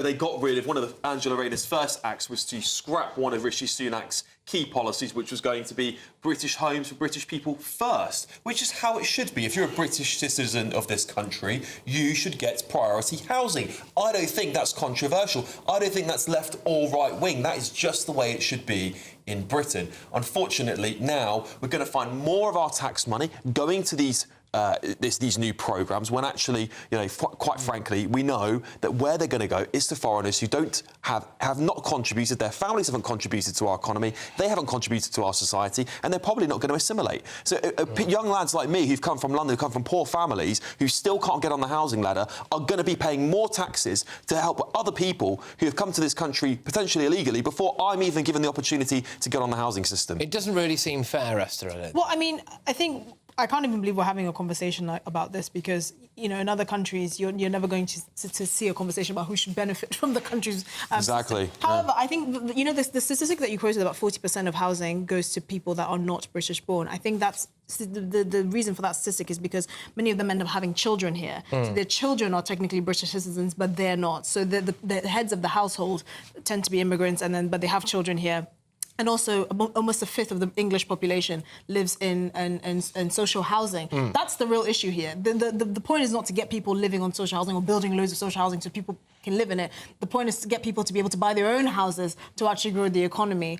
And that obviously the people that should be first in the queue, the only people in the queue really should be British people. In Canada, for example, you have a situation where you have loads of Chinese oligarchs, Russian oligarchs buying up all the property. Local Canadians can't actually afford the properties there. And that's the same thing that's happening here. That is a really important issue. But the thing about social housing is it's based on need, right? So they'll argue that asylum seekers and refugees are in desperate need for housing. And actually, someone like me who's actually paid tax since I was as early as I could work, which was 16 years old in this country, I won't even be considered, right? Yeah. That's the reality. Jonathan, this could be Labour's biggest ever betrayal. There's no evidence that asylum seekers are jumping the queue at all over British people. And the evidence, the statistic about foreign-born people, Boris Johnson would fall under that category. No, he wouldn't, because he wouldn't be in social housing. He's foreign-born. He wouldn't be in social housing. He's foreign-born. It's social housing. You're talking about foreigners, Patrick, and no, you're talking about foreigners, and the statistic is people who weren't born here. A lot of people. Social housing. Fine, a lot of. It doesn't matter. It doesn't matter because you can become a British citizen, and plenty of people who are not British. Yes, it does. No, Legally, it does. Yes, but not actually. Legally, it does. And reality. also, and people who are not British citizens, by the way, are working. Immigrants who are predominantly working age are paying tax into the system a lot more than a lot of British people. You talk about sort of people on welfare, for example. A lot of those people are the British people that you are talking about, or pensioners or whatever. So if you're talking about, are we talking about people who are paying into the system and taking it out, or what are we talking about? It doesn't bother me where people are born. Do you know how much you need to make to be a net contributor to this country, as in so you don't get more from the state than you do get? £62,000. Now, the government recently, this was James Cleverly, who faced a lot of heat for this, had to actually increase the threshold to which immigrants have to be paid before they can be sponsored in this country to £29,000. He tried to increase it to £37,000, which even at that level, they still wouldn't be net contributors to a net taxpayer. So this idea that, they're coming here, they're working, they're paying their taxes. If you're not earning £62,000 or more, you are getting more from the state than you're giving.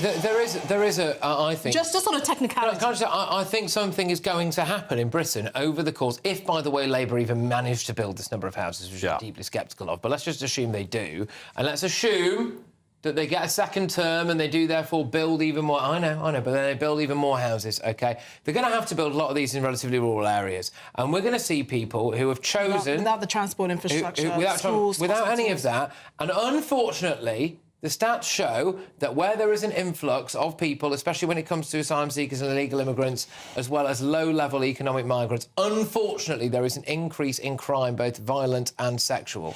And people in rural areas of the country are going to see their culture change, their town or village change, and they're going to see more crime. And it's going to kick off. Yeah, well, unfortunately, this is what some of us have been saying for a really, really long time. I've come from a part of London where that has happened, hence the reason why I'm so vocal about it not happening to the rest of our country. Parts of London are a warning sign to Britain. Wake up. It might not be on your doorstep, and it might be easy for you to vote Lib Dem and vote for parties that aren't going to, solve these crises or don't want to solve these crises. But the reality is, it's going to come for you next, because we cannot sustain our population growth. We cannot sustain it in London. Therefore, we have to build them everywhere else. So much fear-mongering, Alex. Come on. Well, it's not, but it's true. I've seen it happen in my own town. What happened in your town? Well, crime is up, immigration's too high, there's not enough housing being built, the hospital's overflowing, the schools are overflowing, there are cabins that were temporary when I was at school there. It's all good otherwise. It's poverty that drives crime, not immigration. But lack of resources drives poverty, and you cannot say all these people being forced into an area is going to make anyone richer. Everyone's being scaremongering. Having this conversation on the scarcity of resources and immigration that's too high for well over 2 decades, consistently the British people have voted trying to address this issue. I think one of the reasons why people get frustrated, especially with the left in this country, is this idea that, it's just fear-mongering. Actually, what you're seeing on your doorstep is you're blind. The emperor's actually wearing loads of clothes. You're not seeing... You're trying to get a place for your child, for a child in your local school is not actually imagination, right? It's just not happening, right? And this is why people get really resentful, because actually the British population, so ethnic British people, which I know you can't say because the British people, like the English people, are actually an ethnicity. the population has been relatively stable since basically the dawn of time. What you're seeing now is an influx of people from various parts of the world, and that's where the tensions are created. It's not Esther, we're all the product of immigration. You are the product of immigration. I'm the product of immigration. That's why I'm speaking on facts. Do you think? I'm sorry. Do you think that Britain is an outlier? So do you think if something like this happened in China or India or Jamaica or whatever, the local population? They have entirely different histories.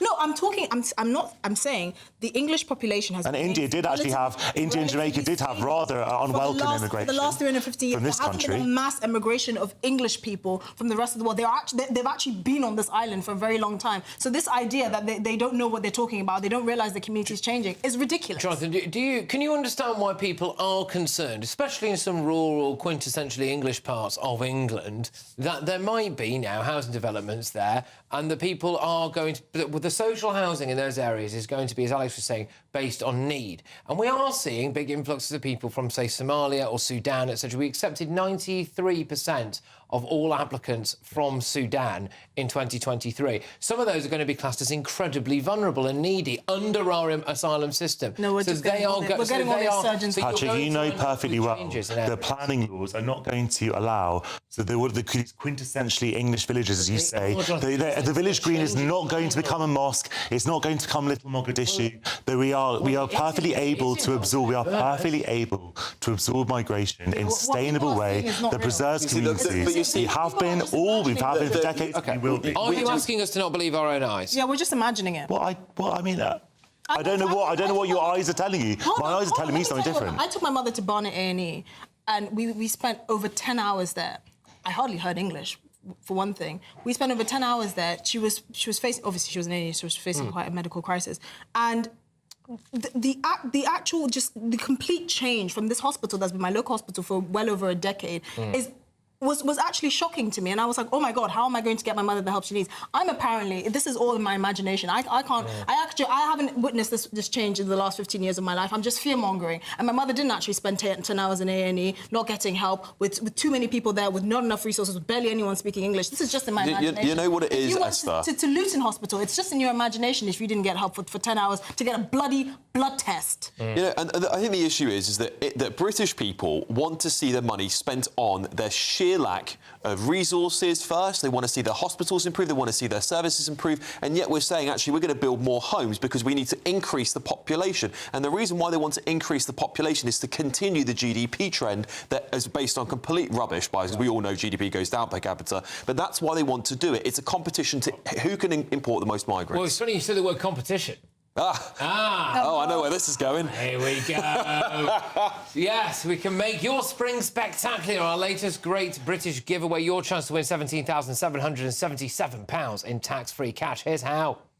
Spring has sprung with a Great British giveaway, and we're giving you the chance to splash out this season with an incredible £17,777 in tax-free cash. Jet off on your dream holiday, treat yourself to something special, or just save it for a rainy day. You'll also receive 2 brand new designer watches and a Mulberry handbag, so you can really look the part this spring.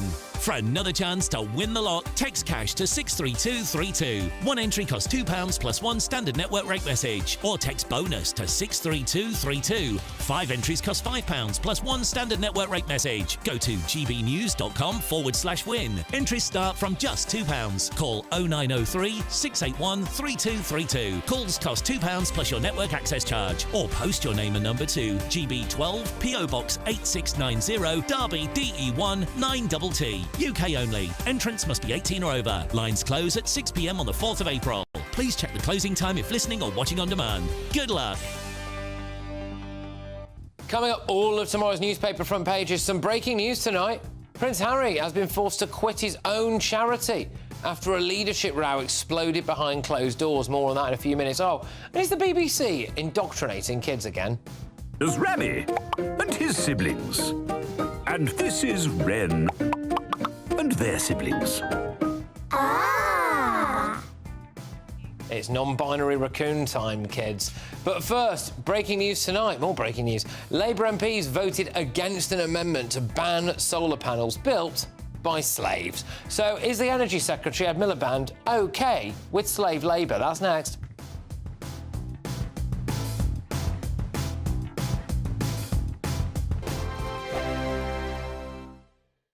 Hi, I'm Michelle Dewberry, and my show is your opportunity to cut through all the noise and dive in headfirst to some robust debates. Ideas clash. Situation, isn't it? Because the failure is... You're deliberately avoiding my point. Nothing's held back. And if you think this is the end of it, wait for more. And we do not shy away from the difficult stuff. Sometimes I want to shake people and say, if only you understood. So join me on Jubes & Co. weeknights at 6 p.m, only on GB News, Britain's news channel. Join me, Camilla Tominey, for a frank and honest discussion with those in power that cuts through the spin and gets to the heart of the issues shaping our nation. You haven't confirmed that you want to stand as leader, but you haven't ruled it out either. This report basically says that he's not fit to stand trial. Is he indecisive? Incompetent? I deliver the dose of reality Westminster needs. That's the Camilla Tominey Show at 9:30 every Sunday on GB News, the People's Channel, Britain's news channel. Good afternoon, Britain. Weekdays from midday. Well, the end of February marks the beginning of the holy month of Ramadan, and the Prime Minister Sir Keir Starmer was quick to wish all Muslims Ramadan Mubarak. Yes, he was, and the royal family also took to their Twitter feed, and they have millions of followers to mark the occasion, sending their best wishes to Muslims in the UK, Commonwealth and all around the world. Which is all very nice, and quite right, of course, because there are many, many Muslims who are in the Commonwealth, which the royal family heads. However, what's been said for the Christians? Zippo. Because there's been a deafening silence from, well, the royal family, politicians and many others as Christians mark the beginning of Lent, despite the fact the King is, of course, head of the Church of England. Yes, it's all rather disappointing. Shall we get the reaction of the former chaplain to Queen Elizabeth II, Dr Gavin Ashenden? Thank you very much indeed, Gavin, for coming on. Are Christians being forgotten in this country? I am taken aback by the fact that the royal family would take to their Twitter feed, which is watched by millions of people, to celebrate the holiday of Ramadan, but no mention of Lent, no mention of Shrove Tuesday, no mention of Ash Wednesday, nothing. Yes, it's all very odd, and it's not easy to understand, because as you quite rightly said, it's the right and courteous thing to do to wish Muslims well on what is for them a very important feast day. Why would we not want to be courteous and generous and supportive to people quite rightly pursuing their own religious devotions? But it's as well as two-tier policing, we appear to be having two-tier religion in this country, because as you say, there's complete silence for the Christians, who still make up nearly 50% of the country. GB News, the People's Channel. Mornings don't have to be tiresome, especially if you have the right company. Wake up to news as it happens, opinion and debate, and of course, a little bit of entertainment too. Because when the kettle's on, we're on. That's Breakfast on GB News, a show worth waking up for. Every morning from 6 a.m. Only on the People's Channel, Britain's news channel. We'll spread the news, you spread the word.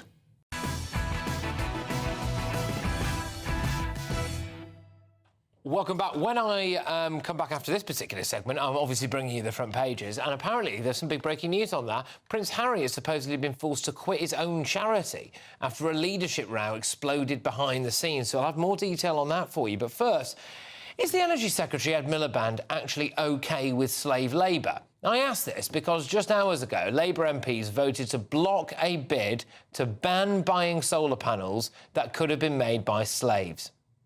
The ayes were 314, the noes were 198. So the ayes have it, the ayes have it. Unlocked. So Labour told their MPs to vote against an amendment that was aimed to stop your money funding companies with evidence of modern slavery in their supply chain. And this means that the solar panels that are set to end up on the roofs of hundreds of schools and, of course, NHS sites across the UK may have been built by slaves. Now, it was only 3 years ago that Labour pressured the Tory government into ripping up a solar contract because of its links to Uyghur slavery. That's the group of marginalised and oppressed Muslims in China, which nobody seems to care about because they don't happen to be in Palestine, of course. Anyway, so has Ed Miliband sold out his morals for net zero? I'm joined now by the former Labour list editor, Peter Edwards. Peter, thank you very much. Great to have you on the show. So, Miliband says that we have to hit net zero so we're not at the mercy of dictators, but he seems content to have solar panels on schools and hospitals that were built by slaves controlled by the Chinese dictator. Slave labour is evil, we've got to be clear about that, and I think probably everyone in the House of Commons from the red side or the blue side accepts that, and China's treatment of the Uyghur Muslims, as you mentioned, is utterly abhorrent. The question is, what do we do about it? And I don't often agree with you, but we can all say in politics sometimes there's a temptation to cry a lot and say something is awful, but then not have practical steps to deal with it. Great British Energy, the national energy company set up by the new Labour government, does have the power to root out slave labour already, so that's what they're doing about it. OK, I mean, supposedly, though, these solar panels are being built by slaves and they are going to go on hospitals and schools. And these are the Uyghur Muslims, aren't they? As well as just other slaves in China, apparently. It seems to me that if these oppressed Muslims happen to be living in Gaza, Labour would probably care a lot about that. Well, I certainly wouldn't draw that equivalent. I think we're all horrified by slave labour wherever it is, but we've also got to be clear that we are all compromised to a certain extent. You know, put your hands up if you own a mobile phone, for example. Why can't we build them here? Well, you know, so many of us own a mobile phone and the cobalt mined often by children in Democratic Republic of Congo. It's not called great Chinese energy, is it, Peter? No. Why are we buying this stuff from China? Well, I think Ed Miliband answered that, which is we don't yet have the manufacturing capacity. Interestingly, solar panels have been on schools and NHS buildings for 10 or 20 years already. So although Labour are trying to increase that, it's not a particularly new thing. But, you know, whatever your view is on net zero, and I'm pretty supportive, if we're going to have more solar panels, we need the skill sets to make them ourselves. But how difficult can it be?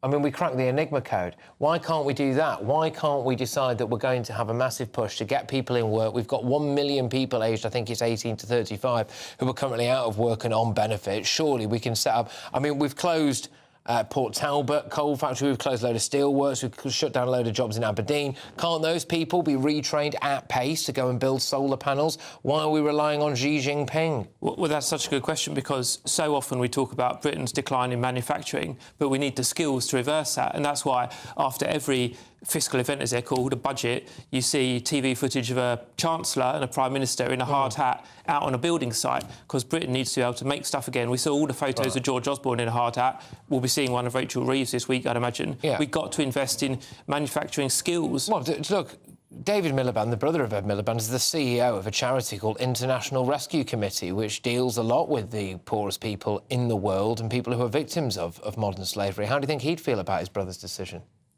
I think he and his brother and I and you would all agree that slave labour is abhorrent, and Britain's got to be able to do something about it. But I think we've got to kind of nail this myth that MPs on any side are relaxed about it. I want to be fair to people in other parties in the House of Commons.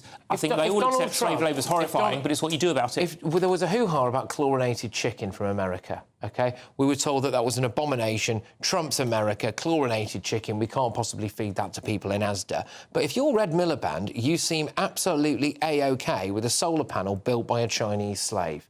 Well, I don't think he's A-OK with it at all, and there shouldn't be anything in the UK economy, whether it's solar panels or a brick or anything else, that comes out of slave labour. But Britain hasn't done enough on this, and it needs to do more. I think it's a painfully slow process. Do you see the irony, just finally on this, of potentially putting some of these slave-built solar panels on schools, where we now have children being taught about white privilege, about the dangers of modern slavery, about how the problems of the British Empire, all of that stuff, and then, sorry, excuse the noise on the roof, kids, we've just got someone fitting a solar panel manufactured by a Chinese slave. We've got to ensure that it doesn't happen. There is no reason at all why slave labour-built solar panels end up on British schools or British hospitals. We have to stop it happening. But to do that requires to be pragmatic and honest among ourselves, rather than get too ideological about it. By the way, very briefly, it was David Cameron and the Tories that led on cosing up to China. It was. Look where that has got us. Well, it was. I mean, they're kind of paraphrasing here, but I can remember at the time when it looked as though they were perfectly content to give them the nuclear codes at one point, which was absolute madness. That is paraphrasing, but they called it the golden era, which I think many of us found pretty sickening at the time. Absolutely, Peter. Thank you very much. Always a pleasure to have you on the show. It's Peter Edwards there, former editor of Labour List. A UK government spokesperson said this: no industry in the UK should rely on forced labour, and through Great British Energy we have a clear plan to build the supply chains needed to support a new era of clean, homegrown power, bringing jobs and investment. This is in addition to initiatives like the Clean Industry Bonus, which will incentivise clean energy manufacturing and stronger domestic supply chains across our industrial heartlands. Gosh, this goes on a bit. We're also working across government to tackle the issue of forced labour in solar supply chains, and relaunched Solar Task Force is focusing on developing supply chains that are resilient, sustainable and free from forced labour. All right. I think we all feel like we're getting a bit of forced labour at the moment, don't we? Coming up, the very first look at tomorrow's newspaper front pages. Apparently, Prince Harry has had to quit his own charity. Oh, and of course, is the BBC still indoctrinating your kids? There's Rami and his siblings. And this is Wren and their siblings. Ah! Non-binary raccoon, kids. Stay tuned. I forecast a perfect holiday in the sun. Weather looking good then? For sure, and no worries about our travel insurance. All Clear Travel Insurance sponsors GB News Travel Destinations Forecast. Whilst some western parts of Europe are having something a little bit drier than they've seen through recent days, further east it's a very unsettled picture. We have heavy rain across parts of Italy, Greece for example. Totals could build up to around 100–150 millimetres over the Italian mountains, with some intense thunderstorms mixed in as well. Meanwhile, further west, a drier picture, albeit some rain pushing its way into Madeira as we go through tomorrow. Otherwise, like I said, western parts having the best of the dry, sunny weather. All Clear Travel Insurance sponsors GB News Travel Destinations Forecast.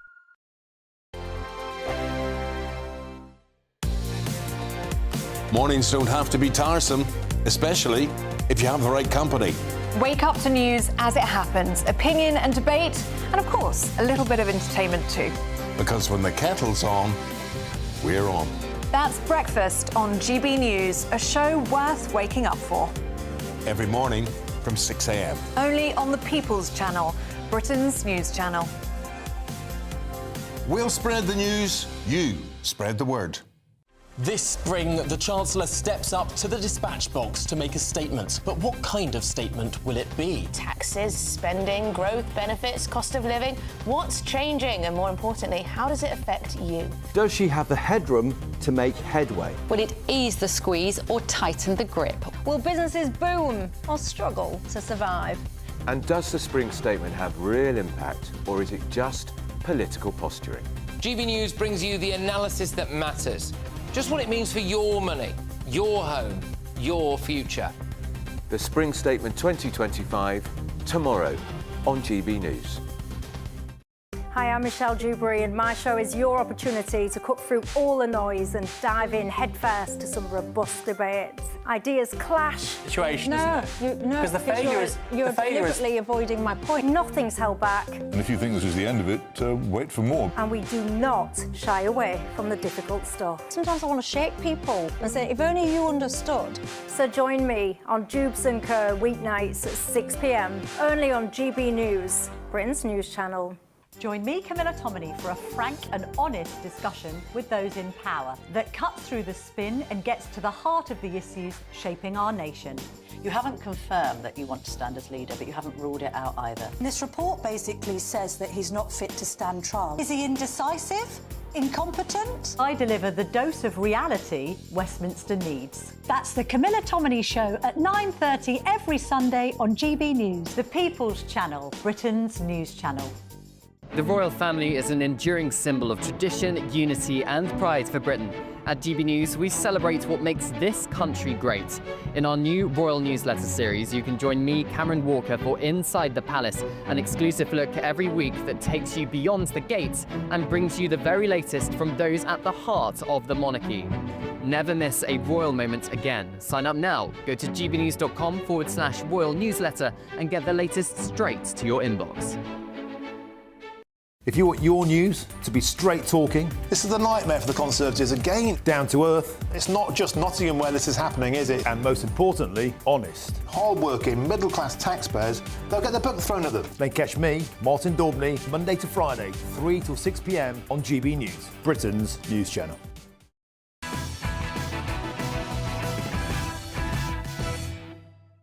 Hello, welcome welcome back, everybody. Here's the first look at tomorrow's newspaper front pages. And, wow, get a load of this on the Daily Telegraph. Heartbroken Prince Harry resigns from his own charity. We're going to have more on that in a second, but the next paper is the Daily Mail. Don't shift blame for economy's woes, voters tell Reeves. This is ahead of the spring statement tomorrow, in which she is expected to blame Trump and Ukraine, really, for why she's made such a hash of it. The next one is the Mirror. My mission, Rachel Reeves exclusive. Chancellor reveals extra £2.2 billion for spending on defence. She tells the Mirror that UK is ready to face down Putin. Yeah, I bet he's quaking, Rachel. Anyway, she says that security is the #1 priority.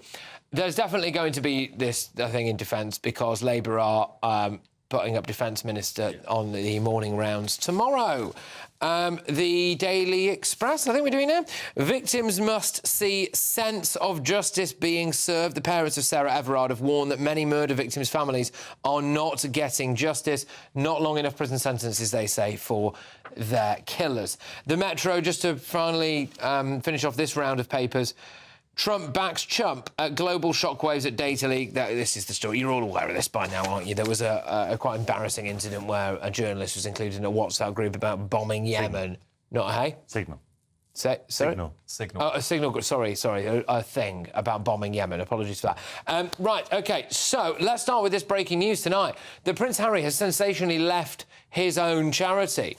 So Prince Harry founded Centre Barley, which means Forget Me Not. We're going to read out some details on it here because it is a moving picture. The Duke of Sussex has made the devastating decision to resign from his charity amid unthinkable infighting in the organisation. So he established it in 2006. He quit in solidarity with his co-founder and the entire board of trustees. He says the relationship between the charity's trustees and the chair of the board broke down beyond repair. It created an untenable situation. He says what's transpired is unthinkable. We are in shock that we have had to do this. There's a joint statement. I'll read this and go to my panel quickly. Nearly 20 years ago, we founded Centre Barley in honour of our mothers. Centre Barley means Forget Me Not in Sesotho, the local language of Lesotho, and it's what we're always promised the young people. But today is no different. With heavy hearts, we've resigned. As to what do you make of this? I mean, it's not going well for Harry, obviously. This is quite sensational stuff. I think it was probably a corruption scandal within the organisation. I think he's quite far removed from the organisation. He's obviously not in Lesotho. He's nowhere near where this charity actually works. He obviously has to draw on links, local support and all of that. And unfortunately, with a lot of charities in these parts of the world, corruption is a big issue. I know that firsthand. And I'm sure it's something that was very close to his heart. I mean, you know, back in the late 90s to the early 2000s, HIV and AIDS was a huge issue in places like South Africa, Uganda, Lesotho, for example. So I'm sure that it's something he's very passionate about, as was his mum. I think this was something that was a bit far removed from him personally. Yes, well, quite possibly. Also, look, as it stands at the moment, I don't know. We don't know if it's definitively corruption or anything. We will wait and see, won't we? But I mean, actually, to be fair, this is, I think, this and the Invictus Games are things that Prince Harry deserves a huge amount of credit for. This is something that unquestionably he has had over the years, anyway. He's held very, very close to his heart. I think this will be a blow to him, won't it? Yeah, I mean, I'm just sitting there thinking, I'm wondering what he's going to do now, because the rumours are that he's already bored. You know, he's bored at home. And, you know, this is one less thing for him to do. I think he's kind of...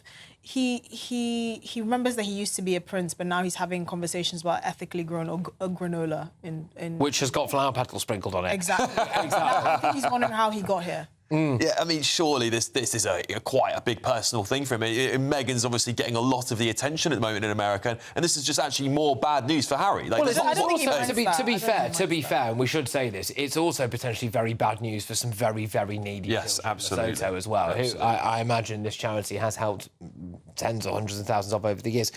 Jonathan, I'll whiz it on. I'll talk to you about this topic now, because parents are furious with an episode of a CBeebies show, Hey Doogie, which is targeted at kids as young as 5. Now, can you guess what's angered them? Here's a clue. Siblings are the brothers and sisters who are part of your family. For instance, this is Arlo, and these are his siblings. This is Lucy and her sibling. Here's Rami and his siblings. And this is Wren and their siblings. Yeah, so apparently the BBC show features a gender-neutral raccoon called Okay, Ren, that is a stretch. which means they are neither male nor female. Yeah, OK, there we go. Jonathan, gender-neutral raccoons now on the BBC. Whatever next. I mean, what a ridiculous thing to be talking about. I mean, sibling is an accepted word in the English language. It was the pronoun. Use they. You know who was using the word they? Shakespeare. Shakespeare was calling people Oh, yeah, they. let's start speaking. But they has always been a third person But we've got to singular, decolonialise as well Shakespeare. as a third person plural. This is the biggest non-story I've ever encountered. Yeah, but do you know what? I think it's actually quite exposing because we know in the BBC there are these far-left activists who, probably at the bottom of the food chain have got a DEI committee and gone, how can we make sure five-year-olds get their daily dose of gender ideology? And we see it. It seeps in everywhere. It's like those people who say, well, we have to... It's I'm with Jonathan here. Come on, thank you. I'm not about to get angry with I'm not angry about it. I'm not angry about it. I'm just like, isn't this angry about in the world? This is absolutely not. It's not the first time they've done it. Newsround ran a segment on gender-neutral fish. There you go. And also Snow I think White. that's called sushi. Nice.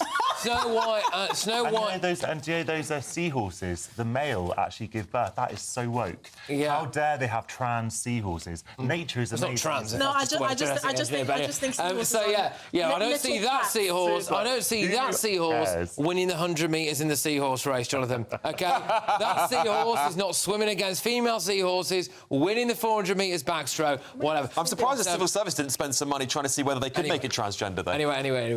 I've got loads more coming your way, and I'm desperate, by the way, to get to some very much non-gender neutral cows, which I now have very, very close to my heart. But, you might be at home right now absolutely loving this. Who knows? But if you are, you can be in the studio on Friday and experience this magic in person. Exciting news. Every Friday, my Patrick Christys Tonight Show is going to have a twist to it. We're welcoming some special guests. You. That's right, on Fridays I'm going to be doing my show in front of a live studio audience because this show is about you and what you have to say. It's going to be the same big debates, same big topics, same big opinions. But every Friday night at 9 p.m, you are invited to come on down to Patrick Christys Tonight to be a part of the action. Only on GB News, the People's Channel, Britain's news channel. Hello there, good evening. Welcome to your GB News weather update from the Met Office. Turning chilly under clear skies tonight, it's likely we'll see a fair amount of mist and fog.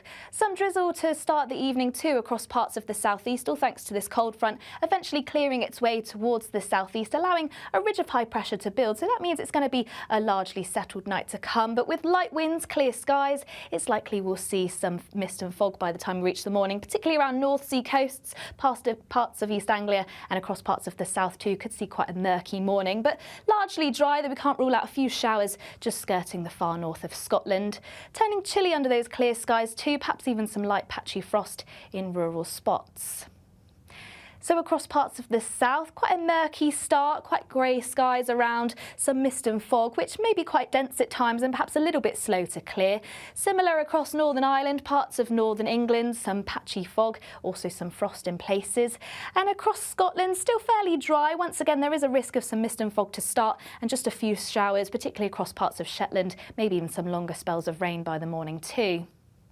Once any mist and fog clears, particularly across the south, it will lead to quite a bright day, plenty of sunny spells and largely dry too, though once again just the odd shower skirting the Northern Isles. And we'll start to see cloud thicken across the very far northwest too, perhaps even some light outbreaks of rain just starting to push into western Scotland later and turning quite blustery here. But in the sunshine, highs of 17, possibly 18 degrees Celsius, so warm spring sunshine to come into tomorrow.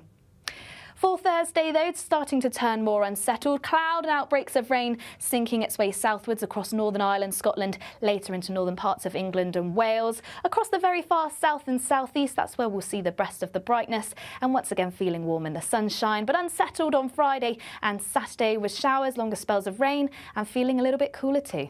Bye-bye.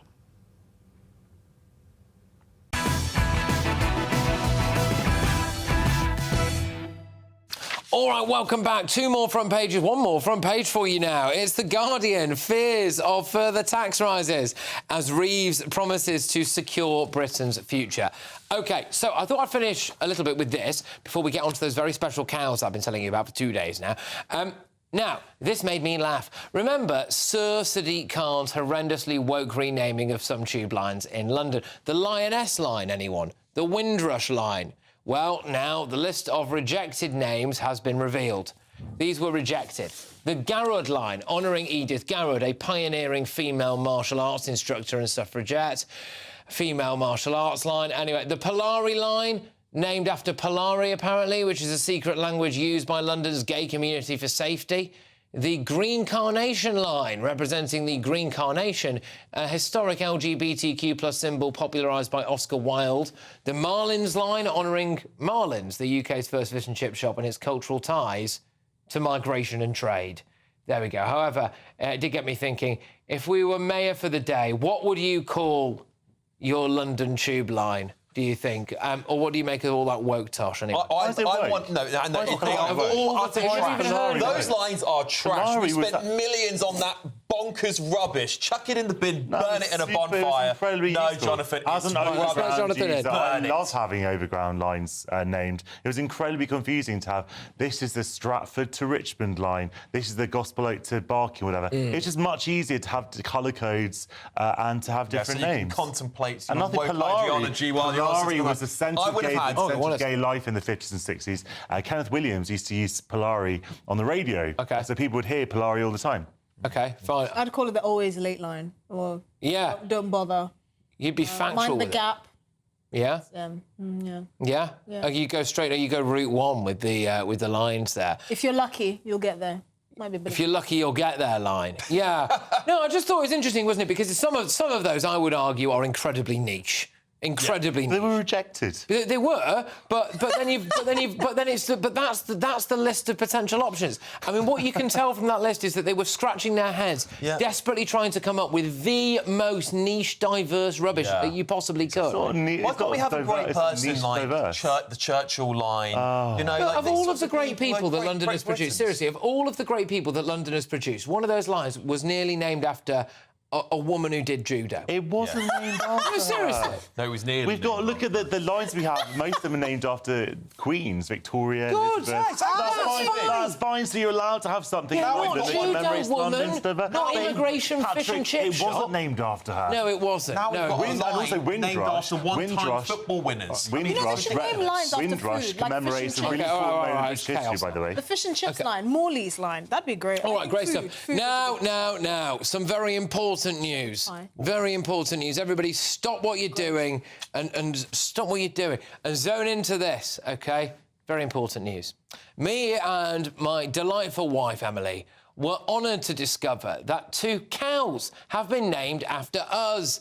Devon farmer and friend of the channel, James Wright, welcomed 2 calves on Sunday, a bull and a heifer, and he named them after me and Emily. Well, earlier, James gave us an update on how Emily and Patrick are getting on.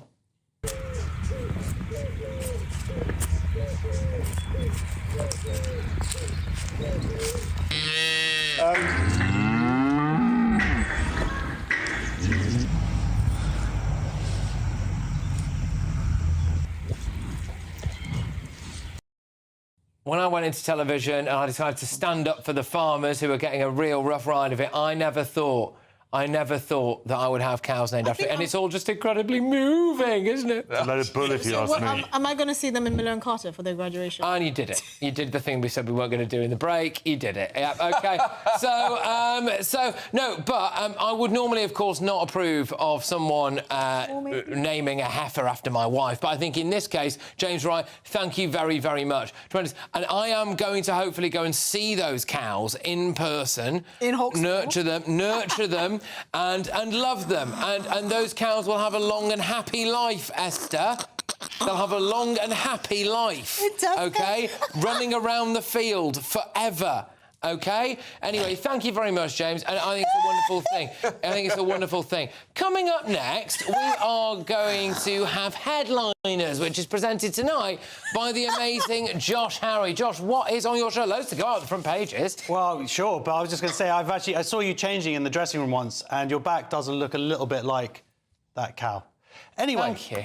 Yes, you're welcome. And it was a pleasure to help shave it for you. So we've got a tweaked show tonight. We're going to do things in a slightly different way, but still lots of front pages, lots of stories. We also have the assisted dying bill. Is it dead? Crunch time for Rachel Reeves. Islamophobic attacks doubled against Sadiq Khan.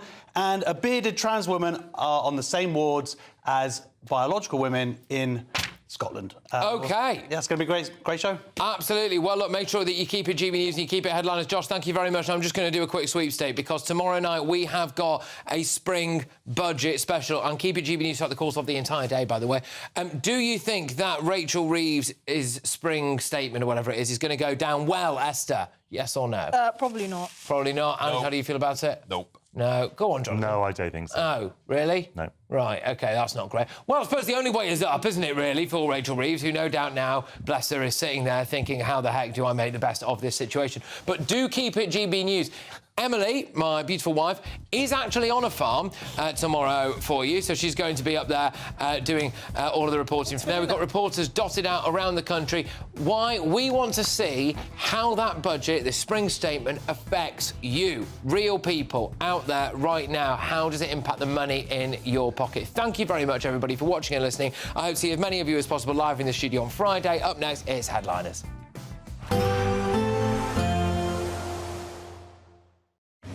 Even though we'll see a cloudy start, it'll be a bright outlook for the rest of the day. Boxed Solar, sponsors of weather on GB News. Hello there, good evening. Welcome to your GB News weather update from the Met Office. Turning chilly under clear skies tonight, it's likely we'll see a fair amount of mist and fog.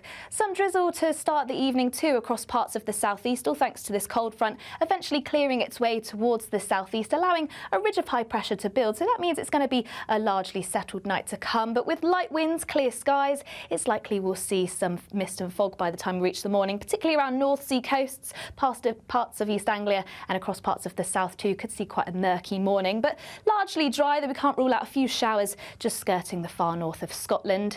Turning chilly under those clear skies too, perhaps even some light patchy frost in rural spots. So across parts of the south, quite a murky start, quite grey skies around, some mist and fog, which may be quite dense at times and perhaps a little bit slow to clear. Similar across Northern Ireland, parts of northern England, some patchy fog, also some frost in places. And across Scotland, still fairly dry. Once again, there is a risk of some mist and fog to start and just a few showers, particularly across parts of Shetland, maybe even some longer spells of rain by the morning too. Once any mist and fog clears, particularly across the south, it will lead to quite a bright day, plenty of sunny spells and largely dry too, though once again just the odd shower skirting the Northern Isles. And we'll start to see cloud thicken across the very far northwest too, perhaps even some light outbreaks of rain just starting to push into western Scotland later and turning quite blustery here. But in the sunshine, highs of 17, possibly 18 degrees Celsius, so warm spring sunshine to come into tomorrow.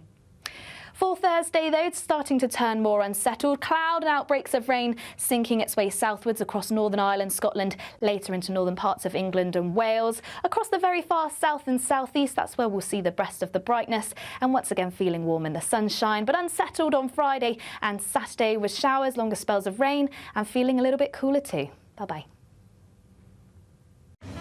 Even though we'll see a cloudy start, it'll be a bright outlook for the rest of the day. Boxed Solar, sponsors of weather on GB News.